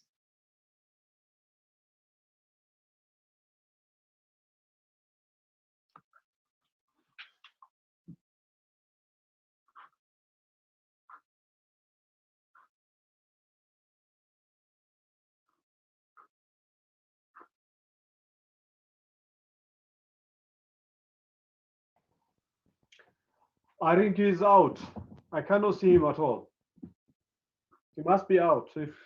If Alva and Professor Scale can see him. Okay. Okay. በፊት አንሚት ማድረግ አልቻልኩትም አሁን ይሰማል? Yes. All right. Okay. እንግዲህ ምን ያወራና ያቆምኩት በ2018 በኋላ የነበሩ ኢንተርቬንሽኖች በፌደራል መንግስት ሲደረጉ የነበሩ ኢንተርቬንሽኖች የለውጥ ኃይል ነው የለውጥ እንቅስቃሴ ነው ተብሎ ቶለሬት ይደረጉ ነበር በግልጽ የክልሉንም የፌደራሉም ህገ መንግስት በመጣስ ሲደረጉ የነበሩ ኢንተርቬንሽኖች ሲደበሩ የነበሩ ለውጦች ተቃዋሚውም በአክቲቪስት ደረጃ ያሉ ብዙዎቻችን ይሄ የነበሩ የያዲክ አንድን ኃጢያት የማስተካከል ነው ብለን ቶለሬት አድርገናል ግን ያ ቶለሬሽን አሁን ዞሮ አሁን ላለነው ህብረ ብሔራዊ ፌደራሊዝምን ኮምፕሮማይዝ የማድረግ ህብረ ፌደራሊዝሙ ላይ አሁን ያለው የግለሰባዊ አምባገነንነት እንዲገነባ አሁን ህብረ ብሔራዊ ፌደራሊዝም በቀጥታ የፐርሰናል ዳይሬክት ሩል እንዲሆን አድርጓል ማለት ነው አሁን በፊት አትሊስት ያዲክ እንደ አምብሬላ ቢሆንም ኦፒዲዮ ኦሮሚያን ያስተዳድራል አንደሞች አማራን ያስተዳድራሉ ደቡብ እንደዛ ነበረ አሁን ግን ሁሉም ድርጅቶች ስለፈረሱ የብልጽግና ፓርቲ ደግሞ አሃዳዊ ፓርቲ ነው ይሄ ፓርቲ ማከላዊ አንድ ማከላዊ ምክር ቤት አንድ ማከላዊ ስራ አስፈጻሚ ያለው በማከል ደረጃ ያለው በክልል ደረጃ ያሉ ብራንቾች የራሳቸው የሆነ ህልውና የሌላቸው ተጠያቂነታቸው ራሱ ለማከላዊ የሆነው በማከል ደረጃ ያለው ደግሞ ስልጣን ተጠቅልሎ ለፕሬዝዳንቱ ማለትም ለጠቅላይ ሚኒስቴሩ የተሰጡበት ሁኔታ ስለሆነ ጠቅላይ ሚኒስትሩ ነው ቀጥታ ፕሬዝዳንቶቹን የሚሾመው የሚቀይረው ክልሎቹን ቀጥታ ኢንተርቪው የሚያደርገው እሱ ነው ማለት ነው። አሁን ለምሳሌ ምንም እንኳን የልማት ስራዎች ቢደረጉም አሁን ጎንደር ላይ ጉደር ላይ እየተደረጉ ያሉ ምንድነው ፕሮጀክቶች እነዛ ፕሮጀክቶች ክልሎቹ ሜቢ ሊፈልጉ ይችላሉ ግን የክልል ፍላጎት መሆናቸው በክልል በጀት ነው የሚሰራው የሚባለው ዲቤት ምንም ዲስከሽን አልተደረገም። ጠቅላይ ሚኒስትሩ ተነስቶ ፒክ አድርጎ እነዚህ 3 ቦታዎች ላይ ፕሮጀክት ይሰሩ አለ እየተካሄደበት ነው ማለት እና ይሄን የመሳሰሉ በግልጽ የህብረ ብሔራዊ ፌዴራሊዝም ህገ መንግስቱንም የሚጥሱ በግለሰብ ፍላጎትና ምኞት የሚደረጉ ነገሮች ላይ ደርሰናል እና አሁን ያለንበት አሁናዊ ሁኔታ የህብረ ብሔራዊ ፌዴራሊዝሙ በግለሰባዊ ቀጥታ ገዢ ስር ያለ የኦቶኖሚ መብት የራስ ገዝ መብት የማይከበርበት የአብሮ ማስተዳደር ሼድሩል የማይከበርበት ሁኔታ ላይ ስላለን አሁን ያለንበት ስታተስ ከሁሉም ከነበሩ በኢህአዴግ አንድ ላይ ስር ከነበሩ አሰራሮች በጣም የተለዩና አስጊ ስለሆኑ በተቻለ መጠን ይሄ ነገር መቆም አለበት። ህብረ ብሔራዊ ኃይሎች ተጠናክሮ ይሄንን ህብረ ብሔራዊ ፌዴራሊዝም ሳልቬጅ ማድረግ አለባቸው። ለዚህ ደግሞ በአስቸኳይ መሆን ያለበት ጦርነት መቆም አለበት። ሁሉም በአካባቢ እየተካሄዱ ያለው ኦፊሻሊ ዲክለር እየተደረገ ያለው ትግራይ ላይም ኦሮሚያ ክልልም በኮማንድ ፖስት ያሉ ጦርነቶች መቆም አለባቸው። ቤንሻንጉል ላይም እየደረጉ ያሉ ጦርነቱን መቆም አለበት። አንደኛ ሆስቲሊቲ ሰሴሽን ኦፍ ሆስቲሊቲ ያስፈልጋል። ሁለተኛ በፖለቲካዊ አመለካከታቸው የታሰሩ ፖለቲካ እስረኞች መፍታት አለባቸው። በሶስተኛ ደረጃ መደረግ ያለበት ብሔራዊ ውይይት ሁሉን አቀፈ ብሔራዊ ውይይት መደረግ አለበት። ይሄ ካልሆነ አይ ቲንክ የህብረ ብሔራዊ ፌዴራሊዝሙም የሀገሪቷም ዕጣ ፈንታ የሀገሪቷም ሰላም መረጋጋት አስጊ ይሆናል። ለጊዜው ይሄን የምለው ጥያቄ ካለ ማብራራት እችላለሁ በኋላ ላይ። Thank you very much, Bahar. Very interesting, insightful presentation. So Bahar spoke to the Oromia experience in the Ethiopian Federation. He contextualized his presentation in a temporal scope ranging from 1991 to 2018, present, 1991 to the present, which is further segmented into 3, 1991 to 2001, 2001 to 2018, then post-2018. So thank you, Bahar. We will have questions and comments at the end of the panel.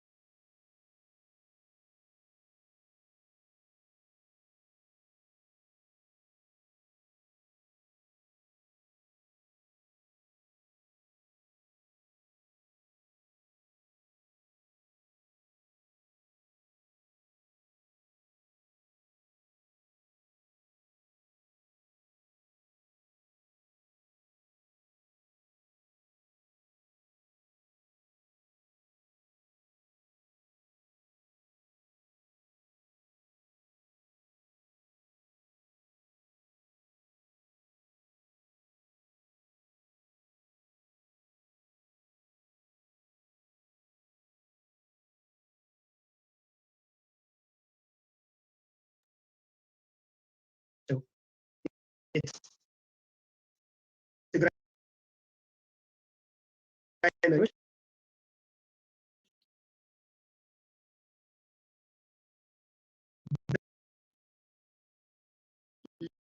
ልምዳቸው ማለት ሆነ የሰረሳስመብ አሸንፎ ግን ተሸናፊ ሆነ ሁሉንም አካተው ህገ መንግስታዊ ስርዓቱን ሽግግር መንግስቱን ሲሰራ ሁሉም ባለቤቶች ነበሩ ከመካሰሳችን በፊት ማለት ነው።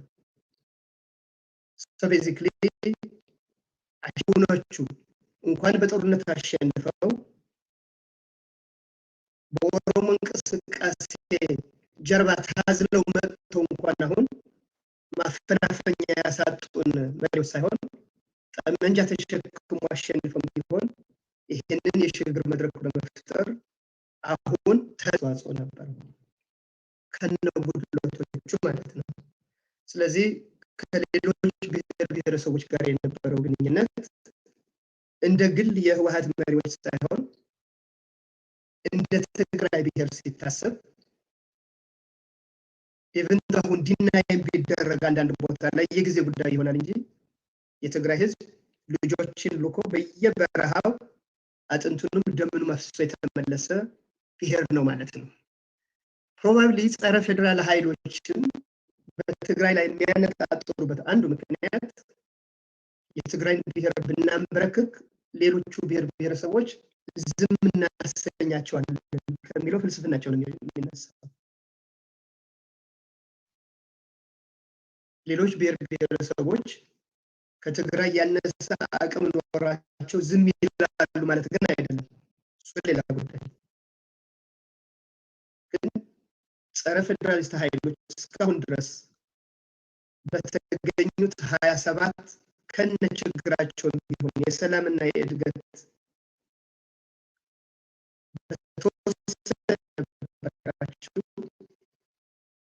ትንሽ የቋንቋም የራስ እሱን ወደ ከፍታ ለማሻገር ሲደረግ የነበረው ትግል ሲሰራ የነበረው አንድ ናሬቲቭ ነው። አብዛኞቻችን የምንጋራው ማለት ነው። አንድ ዋህት ነው። ከዛ ቀጥ ብሎ ሄደው አሁን ለደረስንበት በጣም አስቸጋሪ ሁኔታ ላይ ደርሰናል። ይሄን ስል ግን በዚህ በዲሞክራታይዜሽን ፕሮሰስ የህወሓትን ድርሻም ያደገ ሆኖም እያለ